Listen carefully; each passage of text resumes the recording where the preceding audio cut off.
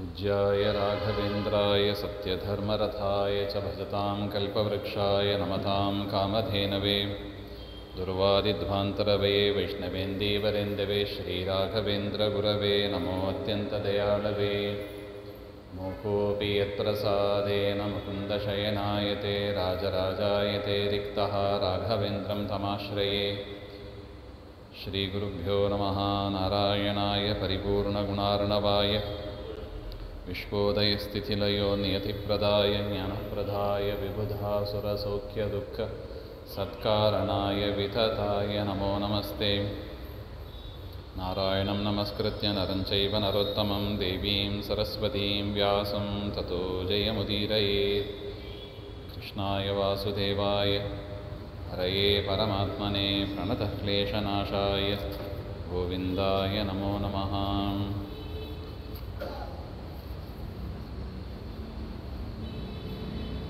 ನಿನ್ನೆ ದಿವಸ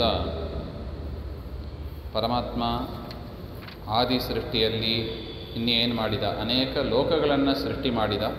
ಭೂಲೋಕ, ಸ್ವರ್ಲೋಕ, ಮಹರ್ಲೋಕ, ಜನೋಲೋಕ, ತಪೋಲೋಕ, ಸತ್ಯಲೋಕ, ಇವುಗಳನ್ನೆಲ್ಲ ಹೇಗೆ ಪೂರ್ಣ ಮಾಡಿದ ಎನ್ನುವ ವಿಚಾರವನ್ನು ಕೂಡ ನೋಡಿದ್ದೀವಿ.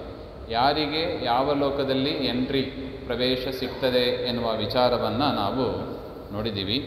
ಈ ರೀತಿಯಾಗಿ ಸೃಷ್ಟಿಂ ಸೃಷ್ಟ್ವಾ ತಥಾ ದೇವೋ ಭಗವಾನ್ ಭೂತಭಾವನಃ ಕಲ್ಪಸಂಜ್ಞಂ ಸ್ವಕಂ ಗೃಹಸ್ಥ್ರಂ ಜಾಗರ್ತಿ ಪರಮೇಶ್ವರ. ಈ ರೀತಿಯಾಗಿ ಒಂದು ಪ್ರಳಯ ಕಾಲ ಬಂತು, ಸೃಷ್ಟಿಯಾಯಿತು. ಒಂದು ದಿನಕಲ್ಪ ಅಂತೂ ಬಂದು ಹೋಗ್ತಾ ಇರುತ್ತದೆ. ತಸ್ಮಿನ್ ಜಗತಿ ಭೂರ್ಲೋಕೆ ಭುವರ್ಲೋಕಶ್ಚ ಜಾಯತೆ. ಪರಮಾತ್ಮ ಎಚ್ಚೆತ್ತುಕೊಂಡಾಗ, ಅಂದರೆ ಮಲಗಿದಾಗ ಎಲ್ಲವೂ ಲಯ ಆಗ್ತದೆ. ಪರಮಾತ್ಮ ಎಚ್ಚೆತ್ತುಕೊಂಡಾಗ ಅಂದರೆ ಯೋಗನಿದ್ರೆ ಅಂತ ಕರೀತಾರೆ. ದೇವರಿಗೆ ನಮ್ಮ ಥರ ಒಂದು ತಾಮಸ ನಿದ್ದೆ ದೇವರಿಗೆ ಇಲ್ಲ. ದೇವರಿಗೆ ಏನೇ ಇದ್ದರೂ ಯೋಗನಿದ್ರೇನೆ. ಅಂತಹ ಯೋಗನಿದ್ರೆಯನ್ನು ಪರಮಾತ್ಮ ಮಾಡ್ತಾನೆ. ಮಾಡಿದಾಗ ಲಯ ಆಗ್ತದೆ, ಎಚ್ಚೆತ್ತುಕೊಂಡಾಗ ಸೃಷ್ಟಿಗಳು ನಡೀತಾ ಇದೆ. ಹಾಗೆ ಸುಪ್ತೇತು ದೇವೇ ಕಲ್ಪಾಂತೆ ತಾವತಿ ರಾತ್ರಿರಿಷ್ಯತೆ. ದೇವರು ಹಗಲೊತ್ತಿನಲ್ಲಿ ಎಲ್ಲ ಸೃಷ್ಟಿ ಮಾಡ್ತಾ ಇದ್ದಾನೆ, ರಾತ್ರಿ ಹೊತ್ತೆಲ್ಲ ಲಯ ಆಗಿರುತ್ತದೆ. ತ್ರೈಲೋಕ್ಯಂ ಏತತ್ ಸುಪ್ತಂ ಸ್ಯಾತ್. ಈ ಮೂರು ಲೋಕವೂ ಕೂಡ ಮಲಗಿರುತ್ತದೆ. ಹಾಗೆ ಅಂತ ತಥೋ ಉಪಪ್ಲವತಾಂ ಗತಂ ತಥೋ ರಾತ್ರ್ಯಾಂ ಯತೀತಾಯಾಂ ಉತ್ತಿತಃ ಕಮಲೇಕ್ಷಣ. ಒಂದು ಸಮಯ ಏನಾಯಿತು, ಪರಮಾತ್ಮ ರಾತ್ರಿ ಹೊತ್ತು ಮುಗೀತು, ಬೆಳಿಗಿನ ಜಾವ ಎದ್ದೇಳ್ತಾನೆ, ಅಂದರೆ ಯೋಗನಿದ್ರೆಯಿಂದ ಎದ್ದ ಅಂತ. ಚಿಂತೆಯಾಮಾಸ ತಾನ್ ವೇದಾನ್ ಮಾತರಂ ಚ ಚತುರ್ಶ್ವಪಿ. 4 ವೇದಗಳನ್ನು ಕೂಡ ಪರಮಾತ್ಮ ಚಿಂತನೆ ಮಾಡಿದಂತೆ. ಮೂಲ ರೂಪದಲ್ಲಿ ಇದ್ದ ನಾರಾಯಣ 4 ವೇದಗಳನ್ನು ಚಿಂತನೆ ಮಾಡಿದ. ಅಂದರೆ ನಮಗೆ ದೇವರು ಕೊಡುವ ಒಂದು ಸಂದೇಶ ಇದೆ. ಎದ್ದ ಕೂಡಲೇ ಏನು ಚಿಂತನೆ ಮಾಡಬೇಕು ನಾವು? ನಾವೇನು ಮಾಡ್ತೀವಿ? ಅಲಾರಾಮ್ ಹೊಡಿತೋ, ಮೊಬೈಲ್ ಹೊಡಿತೋ, ಮೆಸೇಜ್ ಬಂತೋ, ಏನಾಯಿತು, ಇದೇ ನಮ್ಮದು ವಿಚಾರ ಇರುತ್ತದೆ. ಆದರೆ ಏನು ಮಾಡಬೇಕಂತ, ಎದ್ದ ಕೂಡಲೇ ಏನು ಮಾಡಬೇಕು? ಚಿಂತೆಯಾಮಾಸ, ದೇವರು ಮಾಡಿ ತೋರಿಸ್ತಾನೆ ನೋಡಿ. ಚಿಂತೆಯಾಮಾಸ ದೇವೇಶಃ, ವೇದಗಳನ್ನು ಚಿಂತನೆ ಮಾಡಿದ. ತಾನ್ ವೇದಾನ್ ಮಾತರಂ ಚ ಚತುರ್ಶ್ವಪಿ. 4 ವೇದಗಳನ್ನು ಕೂಡ ಚಿಂತನೆ. ಅದು ಬೆಳಿಗ್ಗೆ ಎದ್ದ ಕೂಡಲೇ ವೇದ ಚಿಂತನೆ ಮಾಡಬೇಕಂತ. ಹರೇ ರಾಮ ಇತ್ಯಾದಿ ನಾಮಸ್ಮರಣೆ ಮಾಡ್ತಾ ಹೇಳ್ತಾ ಎದ್ದ ಸ್ಮೃತ್ವಾ ವಿಷ್ಣುಂ ಸಮುತ್ತಾಯ ಅಂತ ಆಚಾರ್ಯರು ಹೇಳಿದ್ದಾರೆ ಸದಾಚಾರ ಸ್ಮೃತಿಯಲ್ಲಿ. ಆ ರೀತಿಯಾಗಿ ಮಾಡ್ತಾ ವೇದಗಳ ಚಿಂತನೆ. ಚಿಂತೆಯಾನ ಸ ದೇವೇಶಃ ತಾನ್ ದೇವಾನ್ ನಾದ್ಯಗಚ್ಚ. ಎದ್ದ ಕೂಡಲೇ ನೋಡ್ತಾನೆ ಆ ವೇದಾಭಿಮಾನಿ ದೇವತೆಗಳು, ವೇದಗಳು ಸಿಗ್ತಾ ಇಲ್ಲ. ಇದ್ದಕ್ಕಿದ್ದಾಗಿ ವೇದಾಭಿಮಾನಿ ದೇವತೆಗಳು, ವೇದಗಳು ಸಿಗ್ತಾ ಇಲ್ಲ. ಲೋಕಮಾರ್ಗ ಸ್ಥಿತಿಂ ಕರ್ತುಂ. ವೇದಗಳನ್ನು ಯಾಕೆ ಹುಡುಕಿದ? ಲೋಕಕ್ಕೆ ಮಾರ್ಗದರ್ಶನವಾದದ್ದೇ ಅದು.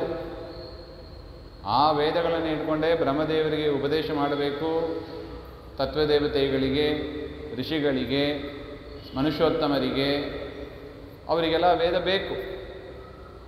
ವೇದವೇ ನಮ್ಮನ್ನು ಮಾರ್ಗದರ್ಶನ. ನಾವು ನೋಡಿದ್ದೀವಿ ಮೊದಲೇ, ಅದು ಅಪೌರುಷೇಯವಾದ್ದರಿಂದ ನಮ್ಮ ಸಿದ್ಧಾಂತದ ರೂಟ್, ಬೇರಿನ ಜಾಗದಲ್ಲಿ ಇರತಕ್ಕದ್ದು ವೇದಗಳು.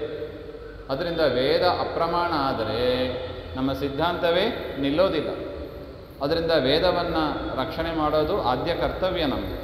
ಅದನ್ನು ಪರಮಾತ್ಮ ತೋರಿಸಿಕೊಡ್ತಾ ಇದ್ದಾನೆ.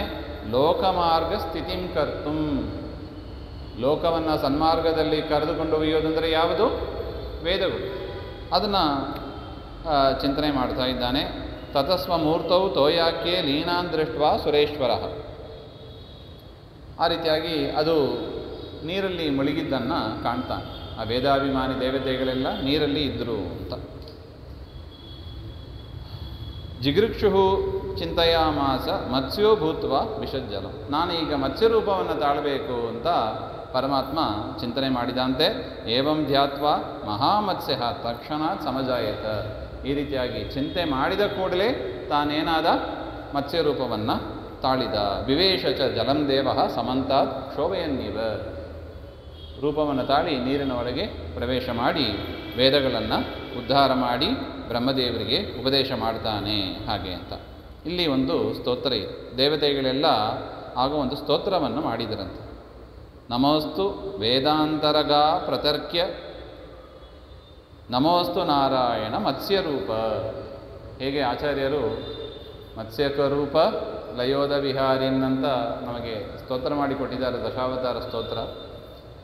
ಅದರ ಒಂದು ವಿವರಣೆ ಹೀಗಿದೆ. ನಮೋಸ್ತು ವೇದಾಂತರಗ. ಪರಮಾತ್ಮ ಏನಾಗಿದ್ದಾನೆ? ವೇದಗಳಲ್ಲಿ ಪ್ರವೇಶ ಮಾಡಿದ್ದಾನೆ. ಅಂದರೆ ವೇದಾಂತವನ್ನು ಪ್ರವೇಶ ಮಾಡೋದಕ್ಕಾಗಿ ನೀರಿನಲ್ಲಿ ಪ್ರವೇಶ ಮಾಡಿದ ರೂಪ ಯಾವುದು? ಮತ್ಸ್ಯರೂಪ. ಅಪ್ರತರ್ಕ್ಯ. ಆ ಪರಮಾತ್ಮನನ್ನು ನಾವು ತರ್ಕದಿಂದ ಆಗಲಿ ತಿಳಿಯೋದು ಸಾಧ್ಯ ಇಲ್ಲ. ದೇವರನ್ನು ಸಂಪೂರ್ಣವಾಗಿ ತಿಳಿಯಲು ಯಾರಿಂದಲೂ ಸಾಧ್ಯ ಇಲ್ಲ. ಅಪ್ರತರ್ಕ್ಯ, ತರ್ಕದಿಂದ ದೇವರನ್ನು ಸಂಪೂರ್ಣವಾಗಿ ತಿಳಿಯಲಿಕ್ಕಾಗೋದಿಲ್ಲ. ಅಂಥ ಪರಮಾತ್ಮ ನಾರಾಯಣ ನಿನಗೆ ನಮಸ್ಕಾರ. ನಮೋಸ್ತುತೆ ಸುಸ್ವರ ವಿಶ್ವಮೂರ್ತೆ. ನೋಡಿ, ಸುಸ್ವರ ಅಂತ ಬರೀತಾರೆ. ನಿನ್ನ ಸ್ವರ ಅದ್ಭುತವಾದ ಸ್ವರ. ದೇವರ ಕಂಠ ಇದಲ್ಲ, ಅದ್ಭುತವಾದ ಸ್ವರ. ಅದರಿಂದ ಏನು ಬರ್ತಾ ಇರ್ತದೆ? ಸಂತತಂ ಚಿಂತೆಯೇತ್ ಕಂಠಂ ಭಾಸ್ವತ್ ಕೌಸ್ತುಭವಾಸಕಂ ವೈಕುಂಠಸ್ಯ ಅಖಿಲ ವೇದಾಃ ಉದ್ಗೀರ್ಯಂತೆ ಅನಿಶಂ ಯತಃ. ಪರಮಾತ್ಮನ ಕಂಠದಿಂದ ಸದಾ ವೇದೋಚ್ಚಾರಣೆ ನಡೀತಾ ಇರ್ತದೆ. ನಾವು ದೇವರನ್ನು ಆಕ್ಷೇಪ ಮಾಡೋದುಂಟು. ನನ್ನ ಮಾತ್ರ ನಾಮಸ್ಮರಣೆ ಮಾಡು ಅಂತ ಹೇಳ್ತೀಯಾ, ನೀನು ಮಾತ್ರ ಸುಮ್ಮನೆ ಕೂತಿದ್ಯಾ ಹಾಗೆ. ದೇವರು ಹೇಳ್ತಾನೆ, ಇಲ್ಲಪ್ಪ, ನೋಡು, ನನ್ನ ನೋಡಿ ಕಲಿ. ನಾನು ಸದಾ ವೇದೋಚ್ಚಾರಣೆ ಮಾಡ್ತಾ ಇದ್ದೀನಿ. ಸಂತತಂ ಅಂತ ಪದ ಇದೆ. ಸದಾ ವೇದೋಚ್ಚಾರಣೆ ಮಾಡ್ತಾ ಇರ್ತೀನಿ ನಾನು. ನೀನು ಯಾಕೆ ಮಾಡಬಾರ್ದು? ನಾನೇ ಮಾಡುವಾಗ ನೀನು ಯಾಕೆ ಮಾಡಬಾರ್ದು? ನನ್ನ ಭಕ್ತ ಅಲ್ವಾ ನೀನು? ಹಾಗೆ ಅಂತ ಪರಮಾತ್ಮ ನಮಗೂ ಕೂಡ ಆದೇಶವನ್ನು ತಿಳಿಸಿಕೊಡ್ತಾ ಆದೇಶ ಮಾಡ್ತಾ ಇದ್ದಾನೆ. ಸುಸ್ವರ, ಸುಸ್ವರದಿಂದ ವೇದೋಚ್ಚಾರಣೆ ಮಾಡತಕ್ಕ ಕಂಠ ದೇವರದು. ವಿಶ್ವಮೂರ್ತೆ ನಮೋಸ್ತು ವಿದ್ಯಾದ್ವಯ ರೂಪಧಾರಿನ್. ಎರಡು ವಿದ್ಯೆ ನಾವು ಹಿಂದೆ ನೋಡಿದ್ದೀವಿ. ವಿದ್ಯೆನೂ ದೇವರೇ, ಅವಿದ್ಯೆನೂ ದೇವರೇ. ಅಂದರೆ ಏನರ್ಥ? ಒಂದೇ ವೇದ ವಿದ್ಯೆ ಪರಮಾತ್ಮನನ್ನು ತಿಳಿಸಿಕೊಟ್ಟಾಗ ಅದು ಪರವಿದ್ಯೆ. ಪರಮಾತ್ಮನನ್ನು ಬಿಟ್ಟು ಉಳಿದ ದೇವತೆಗಳನ್ನು ಅಥವಾ ಕರ್ಮಗಳನ್ನು ಇದನ್ನೆಲ್ಲ ತಿಳಿಸಿಕೊಟ್ಟಾಗ ಅದು ಅಪರವಿದ್ಯೆ ಅಂತ ಆಗ್ತದೆ. ಅಂಥ ರೂಪವನ್ನು ಧರಿಸಿದವ ನೀನು. ಈ ರೀತಿಯಾಗಿ ಜಲಾಂತ ವಿಶ್ವಸ್ಥಿತ ಚಾರುನೇತ್ರ. ಪ್ರಳಯ ಕಾಲದಲ್ಲಿ ಇಡೀ ಜಗತ್ತು ನಿನ್ನ ಉದರದಲ್ಲಿ ತುಂಬಿಟ್ಟುಕೊಂಡವ ನೀನು. ಚಾರುನೇತ್ರ, ಮನೋಹರವಾದ ಕಣ್ಣುಗಳು. ನಮೋಸ್ತು ವಿಷ್ಣೋಹೋ ಶರಣಂ ವ್ರಜಾಮಹ. ನೀನೇ ವಿಷ್ಣು, ನಿನಗೆ ನಾವು ಶರಣು ಹೋಗ್ತೀವಿ. ಪ್ರಪಾಹೀನೋ ಮತ್ಸ್ಯತನುಂ ವಿಹಾಯ. ನಮ್ಮನ್ನು ರಕ್ಷಣೆ ಮಾಡು. ಈ ಮತ್ಸ್ಯ ಶರೀರವನ್ನು ಬಿಟ್ಟು ನಮ್ಮನ್ನು ರಕ್ಷಣೆ ಮಾಡು. ತ್ವಯಾ ತತಂ ವಿಶ್ವಮನಂತಮೂರ್ತೆ ಪೃಥಗ್ಗತೆ ಕಿಂಚಿದಿಹಾಸ್ತಿ ದೇವ. ಭವಾನ್ ನ ಚಾಸ್ಯ ವ್ಯತಿರಿಕ್ತ ಮೂರ್ತಿ ತ್ವತ್ತೋ ವಯಂ ತೇ ಶರಣಂ ಪ್ರಪನ್ನ. ನಿನ್ನ ಬಿಟ್ಟು ಈ ಜಗತ್ತಿನಲ್ಲಿ ಯಾವುದಿದೆ? ಯಾವುದೂ ಇಲ್ಲ. ನೀನೇ ಇಡೀ ಜಗತ್ತನ್ನು ವ್ಯಾಪಿಸಿಕೊಂಡವ. ಅಣುರೇಣು ತೃಣಕಾಷ್ಟ ಪರಿಪೂರ್ಣ ಗೋವಿಂದ ಅಂತ ದಾಸರು ಉತ್ತರ ಕೊಟ್ಟಿದ್ದಾರೆ ನಮಗೆ. ದೇವರೆಲ್ಲಿ ಇಲ್ಲ? ಎಲ್ಲ ಕಡೆ ಇದ್ದಾನೆ. ಅದರಿಂದ ನಿಮಗೆ ಶರಣು ಹೋಗಿದ್ದೀವಿ, ರಕ್ಷಣೆ ಮಾಡು ಅಂತ ದೇವತೆಗಳು ಮತ್ಸ್ಯರೂಪಿ ಪರಮಾತ್ಮನಿಗೆ ಶರಣು ಹೋಗ್ತಾ ಇದ್ದಾರೆ. ಪುರಾಣ ದೇವೇಶ ಜಗನ್ನಿವಾಸ ಶಮಂ ಪ್ರಯಾಹ್ಯಚ್ಯುತ ತೀವ್ರಭಾನೋ. ಶಾಂತಿ ರೂಪವನ್ನು ತಾಳು. ವೇದ ಸಿಕ್ಕಿಲ್ಲ ಅಂತ ಆತಂಕದಲ್ಲಿ ಪರಮಾತ್ಮ ಮತ್ಸ್ಯರೂಪವನ್ನು ತೆಗೆದುಕೊಂಡು ಹಯಗ್ರೀವಾಸುರನನ್ನು ಕೂಡ ಸಂಹಾರ ಮಾಡಿದ ಅಂತ ಇದೆ. ಇಲ್ಲಿಲ್ಲ, ಬೇರೆ ಪುರಾಣಗಳಲ್ಲಿ ಅದರ ಉಲ್ಲೇಖ ಇದೆ. ವಯಂ ಹಿ ಸರ್ವೇ ಶರಣಂ ಪ್ರಪನ್ನಾಹ ಭಯಾಚ್ಚ ಮೇ ರೂಪಮಿದಂ ಪ್ರಪಶ್ಯ. ನಾವು ಈ ರೂಪವನ್ನು ನೋಡಿ ಹೆದರ್ತಾ ಇದ್ದೀವಿ. ಕೇವಲ ನರಸಿಂಹ ರೂಪ ಮಾತ್ರ ಇಲ್ಲ, ನಿನ್ನ ಮತ್ಸ್ಯರೂಪವು ನಮಗೆ ಭಯಾನಕವಾಗಿ ಇದೆ. ಅದರಿಂದ ಇದನ್ನು ಉಪಸಂಹಾರ ಮಾಡು. ಲೋಕೇ ಸಮಸ್ತಂ ಭವತಾ ವಿನಾತು ನ ವಿದ್ಯತೆ ದೇಹಗತಂ ಪುರಾಣಂ. ಈ ರೀತಿಯಾಗಿ ಸ್ತೋತ್ರ ಮಾಡಿದಾಗ ಜಲಸ್ಥಾನ್ ಜಗೃಹೇಸ ಸಹ ವೇದಾನ್ ಸೋಪನಿಷತ್ ಶಾಸ್ತ್ರಾನ್ ಅಂತಸ್ಥಂ ರೂಪಮಾಸ್ಥಿತಃ. ಅಲ್ಲಿದ್ದ ವೇದಾಂತಗಳು, ಉಪನಿಷತ್ತು ಎಲ್ಲವನ್ನು ಕೂಡ ಪರಮಾತ್ಮ ತಂದು ಏನು ಮಾಡಿದ? ಯಾವತ್ ಸ್ವಮೂರ್ತಿರ್ ಭಗವಾನ್ ಸ್ಥಾಪದೇವ ಜಗತ್ವಿದಂ ಕೂಟಸ್ಥೆ ತಲ್ಲಯಂ ಯಾತಿ ವಿಕೃತಿಸ್ಥೆ ವಿವರ್ಧತೆ. ಅದನ್ನು ಬ್ರಹ್ಮದೇವರಿಗೆ ಉಪದೇಶ ಮಾಡಿದ. ಈ ರೀತಿಯಾಗಿ ಪರಮಾತ್ಮನನ್ನು ಯಾರು ಸ್ತೋತ್ರ ಮಾಡ್ತಾರೋ ಅವರು ಕೂಡ ಮತ್ಸ್ಯರೂಪಿ ಪರಮಾತ್ಮನನ್ನು ಸ್ತೋತ್ರ ಮಾಡುವವರು ಲಯವನ್ನು ಪರಮಾತ್ಮನಲ್ಲಿ ಹೊಂದುತ್ತಾರೆ, ಪರಮಾತ್ಮನನ್ನೇ ಹೊಂದುತ್ತಾರೆ. ಹಾಗೆ ಅಂತ ಒಂದು ವಿಚಾರ ಆಯಿತು. ಇನ್ನು ಮುಂದಿನ ವಿಚಾರ, ತತ್ಪೂರ್ವದಲ್ಲಿ ನಾವು ಎರಡು ವಿಷಯವನ್ನು ನೋಡಬೇಕಾಗಿದೆ. ಒಂದು ಗುರುಗಳಾದ ವಿಜೇಂದ್ರ ತೀರ್ಥರ ಆರಾಧನೆ. ನಿನ್ನೆ ಮಧ್ಯಾರಾಧನೆ, ಇವತ್ತು ಉತ್ತರಾರಾಧನೆ ಅಂತ ಅವರ ಕುರಿತಾದ ಕೆಲವು ವಿಷಯಗಳನ್ನು ನೋಡೋಣ. ಮಹಾನುಭಾವರು, ಮಹನೀಯರು, ರಾಯರ ಮಠದಲ್ಲಿ 14ನೇ ಪಟ್ಟದಲ್ಲಿ ಬಂದವರು ಗುರು ವಿಜೇಂದ್ರ ತೀರ್ಥರು ಅಂತ. ಕುಂಭಕೋಣದಲ್ಲಿ ಅವರ ವೃಂದಾವನ ಇದೆ, ನಿಮಗೆಲ್ಲ ಪ್ರಸಿದ್ಧವಾದದ್ದು ಇದು. ಅವರು ಬಾಲ್ಯ ವಯಸ್ಸಿನಿಂದಲೇ ವ್ಯಾಸರಾಜರ ಜೊತೆಗೇ ಇದ್ದವರು. ಅವರು ವ್ಯಾಸರಾಜರು ಅನೇಕ ಯತಿಗಳನ್ನು ಪೋಷಣೆ ಮಾಡಿದವರು. ಅನೇಕ ಯತಿಗಳು, ಸುಮಾರು 24,000 ಯತಿಗಳು ಅವ್ರ ಜೊತೆಗೆ ಇದ್ದರು ಅಂತ ಹೇಳ್ತಾರೆ. ಒಂದು ಎರಡು ಅಲ್ಲ. ಅಂದರೆ ಗೃಹಸ್ಥರು ಎಷ್ಟು ಇರ್ಬೋದು ಮತ್ತು ಬೇರೆಯವರು ಎಷ್ಟು ಇರ್ಬೋದು ನೀವು ಊಹೆ ಮಾಡ್ಕೋಬೋದು. ಅಂಥ ಮಹನೀಯರು. ಇವರಿಗೆ ವಿಷ್ಣು ತೀರ್ಥರು ಅಂತ ಹೆಸರಿಟ್ಟು ಕೊಟ್ಟಿದ್ದಾರೆ. ಒಂದು ಸಲ ಸುರೇಂದ್ರ ತೀರ್ಥರು ಅಂತ ಬರ್ತಾರೆ. ಅವರು ರಾಯರ ಮಠದ ಸನ್ಯಾಸಿಗಳು, ಪೀಠಾಧಿಪತಿಗಳು. ಅವರು ಬಂದಾಗ ವ್ಯಾಸರಾಜ ತೀರ್ಥರ ಹತ್ರ ಬರ್ತಾರೆ. ಸ್ವಾಮಿಗಳೆಲ್ಲ ಒಟ್ಟಿಗೆ ಇದ್ದ ಕಾಲ ಅದು. ಹಾಗಿದ್ದಾಗ ಬಂದಾಗ ಅವ್ರು ಕೇಳ್ತಾರೆ, ಈ ವಿಷ್ಣು ತೀರ್ಥರ ಆ ತೇಜಸ್ಸು, ಮುಖ ವರ್ಚಸ್ಸನ್ನು ನೋಡಿ ನನಗೆ ಇವರು ಬೇಕು ಹಾಗೆ ಅಂತ ಕೇಳ್ತಾರೆ. ನಿಮಗೇನಾದ್ರು ಅಪೇಕ್ಷೆ ಇದ್ದರೆ ಕೇಳಿ ಅಂತ ಹೇಳ್ತಾರೆ ವ್ಯಾಸರಾಜರು. ತ್ರಿಕಾಲಜ್ಞಾನಿಗಳು, ಅವರಿಗೂ ಗೊತ್ತು. ಇವರು ಕೇಳ್ತಾರೆ. ಕೇಳಿದಾಗ ನನಗೆ ಈ ಯತಿಗಳು ಬೇಕು ಹಾಗೆ ಅಂತ, ನಮ್ಮ ಮಠಕ್ಕೆ ಬೇಕು ಇವರು ಹಾಗೆ ಅಂತ ಸುರೇಂದ್ರ ತೀರ್ಥರು ಕೇಳಿದಾಗ ಆಯಿತು ಅಂತ. ಆಗಲೇ ಸನ್ಯಾಸಿ ಆಗಿದ್ದರು, ವಿಷ್ಣು ತೀರ್ಥರು ಅಂತ ಹೆಸರಿಟ್ಟಿದ್ರು, ಸನ್ಯಾಸಿಗಳಾಗಿದ್ದರು. ದಂಡ ಪಲ್ಲಟವನ್ನು ಮಾಡಿಕೊಂಡ್ರು. ಮಾಡಿ ಅವರಿಗೆ ವಿಜೇಂದ್ರ ತೀರ್ಥರು ಅಂತ ನಾಮಕರಣವನ್ನು ಮಾಡಿದವರು ಸುರೇಂದ್ರ ತೀರ್ಥರು. ಮಾಡಿಬಿಟ್ಟು ಅವರನ್ನು ಕುಂಭಕೋಣದಲ್ಲಿ ನೀವು ವಾಸ ಮಾಡಿಕೊಂಡಿರ್ರಿ ಅಂತ ಗುರುಗಳು ಆದೇಶ ಮಾಡಿದರು. ಸುರೇಂದ್ರ ತೀರ್ಥರು ಆದೇಶ ಮಾಡಿದರು. ಆದೇಶದ ಪ್ರಕಾರ ಅಲ್ಲಿ ಹೋಗಿ, ಕುಂಭಕೋಣದಲ್ಲಿ ಹೋಗಿ ಅನೇಕ ವಾದಿಗಳನ್ನೆಲ್ಲ ಅಲ್ಲಿ ಸೋಲಿಸಿ ದ್ವೈತ ಸಿದ್ಧಾಂತವನ್ನು ಸ್ಥಾಪನೆ ಮಾಡಿದ ಮಹಾನುಭಾವರು ವಿಜೇಂದ್ರ ಸ್ವಾಮಿಗಳು ಅಂತ. 64 ಕಲೆಗಳು ಅಂತ ಏನಿದೆ, ಪ್ರಾಯಶಃ ನಮಗೆ ಪುಸ್ತಕ ನೋಡಿಯೇ ಹೇಳಬೇಕದು. ಅದರ ಹೆಸರು ಸಂಪೂರ್ಣವಾಗಿ ನಮಗೆ ಯಾವ ಕಲೆಗಳು ಏನು ಮಾಡುತ್ತದೆ ಅದೆಲ್ಲ ನಮಗೆ ಕಲಿಬೇಕಾದ ಒಂದು ವಿಚಾರ. ಅದನ್ನು ಸಂಪೂರ್ಣವಾಗಿ ಕರತಲಾಮಲಕ ಮಾಡಿಕೊಂಡವರು ವಿಜೇಂದ್ರ ಸ್ವಾಮಿಗಳು. ಅದರಲ್ಲಿ ಒಂದು ವಿಚಾರ ಅಂದರೆ ಪ್ರತಿಮೆಯನ್ನು ಕೆತ್ತೋದು. ಲೋಹದಲ್ಲಿ ಪ್ರತಿಮೆಯನ್ನು ಕೆತ್ತುವ, ದೇವರ ಪ್ರತಿಮೆಗಳನ್ನು ಕೆತ್ತುವ ಒಂದು ವಿಚಾರ. ಅದನ್ನು ಈಗಲೂ ನೋಡ್ಬೋದು ನಾವು. ಕುಂಭಕೋಣಕ್ಕೆ ಹೋದಾಗ ಎಂಥ ಅದ್ಭುತವಾದ ನರಸಿಂಹದೇವರ ಪ್ರತಿಮೆ ಇತ್ಯಾದಿಗಳೆಲ್ಲ ಇದೆ. ತುಂಬ ಚೆನ್ನಾಗಿದೆ. ಆ ಪ್ರತಿಮೆಗಳನ್ನೆಲ್ಲ ನೋಡೋದಕ್ಕೆ ಚೆಂದ ಇದೆ. ಅಂಥದನ್ನೆಲ್ಲ ಮಾಡಿ ತೋರಿಸಿದವರು. ಒಂದು ಸಮಯ ಏನಾಯಿತು, ಒಂದು ಲಿಂಗಾಯತ ಸ್ವಾಮಿಗಳು ಅವರ ಜೊತೆಗೆ ವಾದಕ್ಕೆ ಅಂತ ಹೋಗಬೇಕಾಗಿತ್ತು. ವಾದಕ್ಕೆ ಅಂತ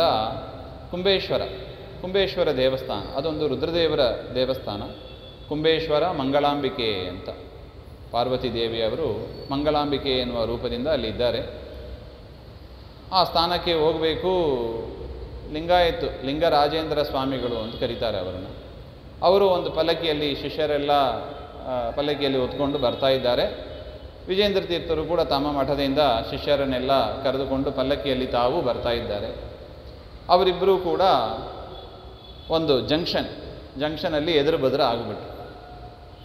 ಮಠಕ್ಕೆ ದೇವಾಲಯಕ್ಕೆ ಹೋಗಬೇಕು, ಕುಂಬೇಶ್ವರ ದೇವಸ್ಥಾನಕ್ಕೆ ಹೋಗಬೇಕು, ದಾರಿಯಲ್ಲೇ ಎದುರು ಬದುರು ಆಗಿಬಿಟ್ರು. ಇವರು ಬರೋದನ್ನು ನೋಡಿ ಲಿಂಗರಾಜೇಂದ್ರ ಸ್ವಾಮಿಗಳು ಪಲ್ಲಕ್ಕಿಯಿಂದ ಇಳಿದು ತಾನು ಕೃಷ್ಣಾಜಿನ, ತಾನು ಇಟ್ಕೊಂಡಿದ್ದ ವ್ಯಾಘ್ರಾಜಿನವನ್ನು ಒಂದು ಮನೆಯಲ್ಲಿ ತೆಗೆದುಕೊಂಡು ಹೋಗಿ ಇಟ್ಟು, ಆ ವ್ಯಾಘ್ರಾಜಿನ ಇಟ್ಟ ಕೂಡಲೇ ಆ ಮನೆಯ ಒಂದು ಗೋಡೆ ಊದಕ್ಕೆ ಹೋಯ್ತಂತೆ. ಯಾರೂ ಸಪೋರ್ಟ್ ಇಲ್ಲ, ಏನಿಲ್ಲ. ಎಂಥ ಒಂದು ವಿದ್ಯೆ ನೋಡಿ ಲಿಂಗರಾಜೇಂದ್ರರು.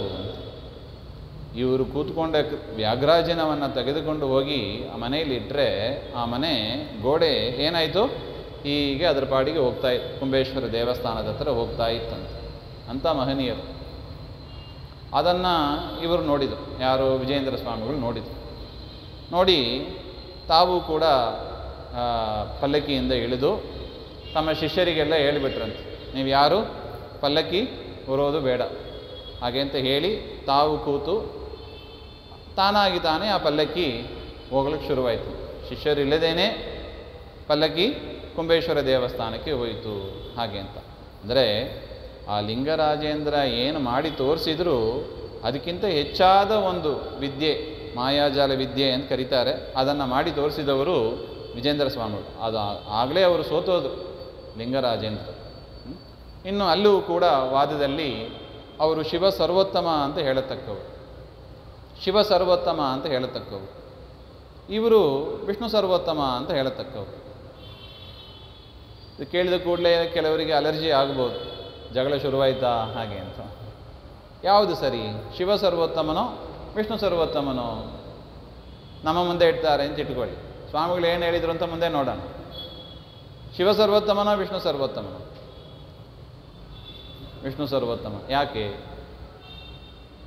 ನೀವು ಹೇಳಿದ ಕೂಡಲೇ ಅದಕ್ಕೊಂದು ಕ್ವಶನ್ ಸೇರಿಸ್ಕೋಬೇಕು. ಏನಂತ? ಯಾಕೆ ಅಂತ. ಏನಾರು ಒಂದು ಹೇಳಿದರೆ ಯಾಕೆ? ಹಾಂ, ಯಾಕೆ? ರುದ್ರದೇವರು ಮೊಮ್ಮಗ, ಆದ್ದರಿಂದ ಮೊಮ್ಮಗ ಅಂತ ನೀವು ಹೇಳ್ತೀರಿ, ನಾವೇನು ಹೇಳ್ತೀವಿ? ವಿಷ್ಣು ಮೊಮ್ಮಗ ಅಂತ ಹೇಳ್ತೀವಿ. ವಿಷ್ಣುವಿನಿಂದ ರುದ್ರದೇವರಿಂದರೆ ಎಲ್ಲ ಹುಟ್ಟಿದ್ರು, ವಿಷ್ಣುವನ ಮಗ ಅಂತ ಹೇಳ್ತೀವಿ ನಾವು. ನೀವು ಮೊಮ್ಮಗ ಅಂತ ಹೇಳ್ಕೊಳ್ಳಿ, ನಾವು ಮಗ ಅಂತ ಸ್ವಲ್ಪ ಮೇಲಿನ ಸ್ಥಾನವೇ ಕೊಟ್ಟಿದ್ದೀವಿ. ಯಾಕೆ?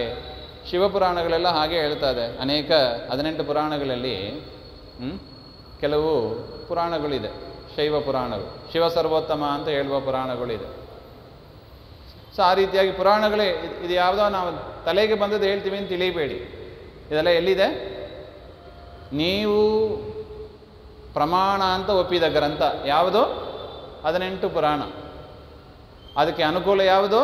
ವೇದಕ್ಕೆ ಅನುಕೂಲವಾದ. ಅದಕ್ಕೆ ಮೂಲ ಯಾವುದು? ವೇದಗಳು ಅಂತ ನಾವು ನಿನ್ನೆ ಮನೆಲ್ಲ ನೋಡಿದ್ದೀವಿ. ಪುರಾಣಗಳಿಗೆ ಮೂಲ ಯಾವುದು? ವೇದಗಳು. ಆದ್ದರಿಂದ ಪುರಾಣಗಳು ಪ್ರಮಾಣ, ಭಾಗವತಾದಿ ಪುರಾಣಗಳು ಪ್ರಮಾಣ. ಅಲ್ಲೇ ಕೆಲವು ಪುರಾಣಗಳಲ್ಲಿ ಏನು ಬಂದಿದೆ? ಶಿವ ಸರ್ವೋತ್ತಮ ಅಂತ ಬಂದಿದೆ. ನೀವು ಯಾಕೆ ಅದನ್ನು ಬಿಟ್ರಿ? ಓದಿಲ್ಲ, ಸರಿಯಾಗಿ ಪುರಾಣ ಓದಿಲ್ಲ ಅಂತ ನಮ್ಮನ್ನೇ ವಾಪಸ್ ಕೇಳಿದರು ಅವರು. ಏನು ಹೇಳಬೇಕು? ಹಾಂ, ತಾಮಸ ಪುರಾಣ. ತಾಮಸ ಪುರಾಣ ಅಂದರೆ ಏನು? ಅಂದರೆ ಅಪ್ರಮಾಣವದು. ಹಾಂ, ವಿಷ್ಣು ಸೃಷ್ಟಿಕರ್ತ. ಆದರೆ 18 ಪುರಾಣಗಳಲ್ಲಿ ಶಿವ ಸರ್ವೋತ್ತಮ ಅಂತ ಹೇಳುವ ಭಾಗ ಇದೆ. ಅದನ್ನು ಹೇಗೆ ಹ್ಯಾಂಡಲ್ ಮಾಡಬೇಕು? ಈಗ ಅವ್ರು ಹೇಳ್ತಾರೆ ಅದೇ ಸತ್ಯ ಅಂತ, ಅವ್ರು ಹೇಳ್ತಾರೆ ನೀವು ಹೇಳ್ತಾರ ತಾಮಸ ಪುರಾಣ.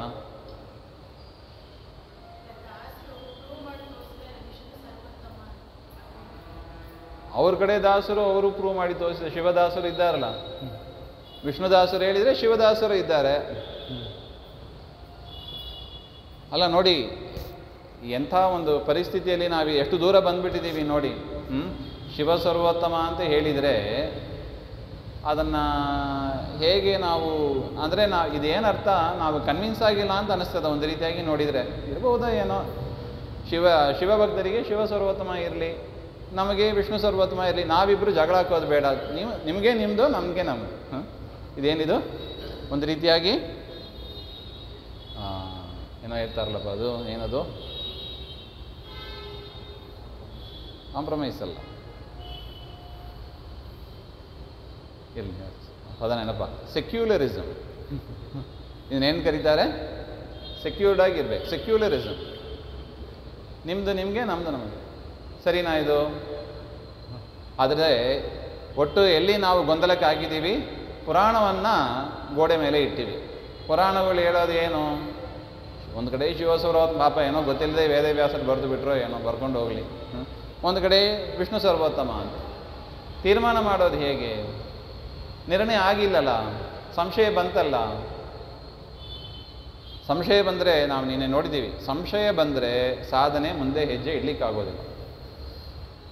ಅವರೂ ಕೂಡ ಇದೇ ಮಾತುಗಳನ್ನೇ ಹೇಳಿದರು. ತಾಮಸ ಪುರಾಣ ಲಿಂಗರಾಜೇಂದ್ರರು ತಾವು ಹೇಳುವಾಗ ಇದು ಹೌದು, ಶಿವ ಸರ್ವೋತ್ತಮ ಅಂತ ಹೇಳುವ ವಾಕ್ಯಗಳಿದೆ ಹಾಗೆ ಅಂತ ವಿಜೇಂದ್ರ ಸ್ವಾಮಿಗಳು ಹೇಳ್ತಾರೆ. ವಿಜೇಂದ್ರ ಸ್ವಾಮಿಗಳು ಹೇಳಿದಾಗ ಅದಕ್ಕೆ ಅವರು ಪುರಾಣಗಳಲ್ಲಿ ಇದೆ ಅಂತ ಹೇಳಿದಾಗ ಇದು ತಾಮಸ ಪುರಾಣ, ವೇದವ್ಯಾಸರೇ ವಿಭಾಗ ಮಾಡಿದ್ದಾರೆ. ಯಾವ್ಯಾವುದು ರಾಜಸ ಪುರಾಣ, ಯಾವುದು ತಾಮಸ, ಯಾವುದು ರಾಜಸ ತಾಮಸ ಅಂತ ಅವರೇ ವಿಭಾಗ ಮಾಡಿದ್ದಾರೆ. ಯಾವ ಬೇಸಿಸಲ್ಲಿ ವಿಭಾಗ ಮಾಡಿದ್ದಾರೆ ವೇದವ್ಯಾಸರು? ಯಾಕೆ ಮಾಡಬೇಕಾಗಿತ್ತು? ಮೊದಲೇ ಕಲಿಯುಗದ ಜನ ಗೊಂದಲದಲ್ಲಿ ಇದ್ದಾರೆ. ಈ ರೀತಿಯಾಗಿ 3 ಪುರಾಣಗಳನ್ನು ರಚನೆ ಮಾಡಿ ಯಾಕೆ ಮಾಡಬೇಕಾಗಿತ್ತು ನೋಡಿ. ನೀವೇನೇ ಹೇಳಿಕ್ಕೆ ಹೋದ್ರೆ ದುರ್ಗ ವೇದವ್ಯಾಸರ ಮೇಲೆ ಅಟ್ಯಾಕ್ ಆಗ್ತದೆ ಅದು. ಅನ್ಯ ಜನ ಮೋಹಕ್ಕಾಗಿ ಯಾಕೆ ಮಾಡಬೇಕು? ಅನ್ಯ ಜನ ಮೋಹ ಯಾಕೆ? ಅವ್ರು ಚೆನ್ನಾಗಿದ್ರೆ ಆಗಲ್ವಾ ನಿಮ್ಮ ದೇವರಿಗೆ? ಜೀವತ್ರೈವಿದ್ಯೆ ಇದೆ ನೋಡಿ, ಅಲ್ಲಿಗೆ ಬರಬೇಕು. ಎಲ್ಲಿ ಬರಬೇಕು? ಸ್ವಭಾವಕ್ಕೆ ಬರಬೇಕು. ಆಚಾರ ಒಬ್ಬರೇ ಕೊಟ್ಟಿರುವ ವಿಚಾರ ಇದು, ಜೀವತ್ರೈವಿದ್ಯೆ. ಸ್ವಾಭಾವಿಕವಾಗಿ ಜೀವರಲ್ಲಿ ಸಾತ್ವಿಕರು, ರಾಜಸರು, ತಾಮಸರು ಅಂತ ಇದ್ದಾರೆ. ಅವರಿಗೆ 3 ವಿಧವಾದ ಪುರಾಣ, 6 ಸಾತ್ವಿಕ ಪುರಾಣ, 6 ರಾಜಸ ಪುರಾಣ, 6 ತಾಮಸ ಪುರಾಣ. ಸರಿ ಹೋಯ್ತಲ್ಲ. ಇದು ಆಚಾರ್ಯರ ನಿರ್ಣಯ. ಅದನ್ನು ವಿಜೇಂದ್ರ ಸ್ವಾಮಿಗಳು ಅಲ್ಲಿ ನಿರೂಪಣೆ ಮಾಡಿ ಆ ಲಿಂಗರಾಜೇಂದ್ರ ಸ್ವಾಮಿಗಳನ್ನು ಗೆದ್ದರು ಹಾಗೆ ಅಂತ. ಸೊ ಇದರಿಂದ ಅಜಯ್ ವಿಜೇಂದ್ರರು ಪುಸ್ತಕ ಸಿಗ್ತದೆ. ಅದು ನೀವೆಲ್ಲ ಅನೇಕ ಜನ ಓದಿರುವವರು ಇದ್ದೀರಿ. ಒಂದ್ಸಲ ಓದಬೇಕು, ಅದನ್ನು ಸಂಪೂರ್ಣ ಓದಬೇಕು. ಗುರುಗಳ ಮಹತ್ವ ಏನು ಅಂತ ಗೊತ್ತಾಗ್ತದೆ ನಮಗೆ.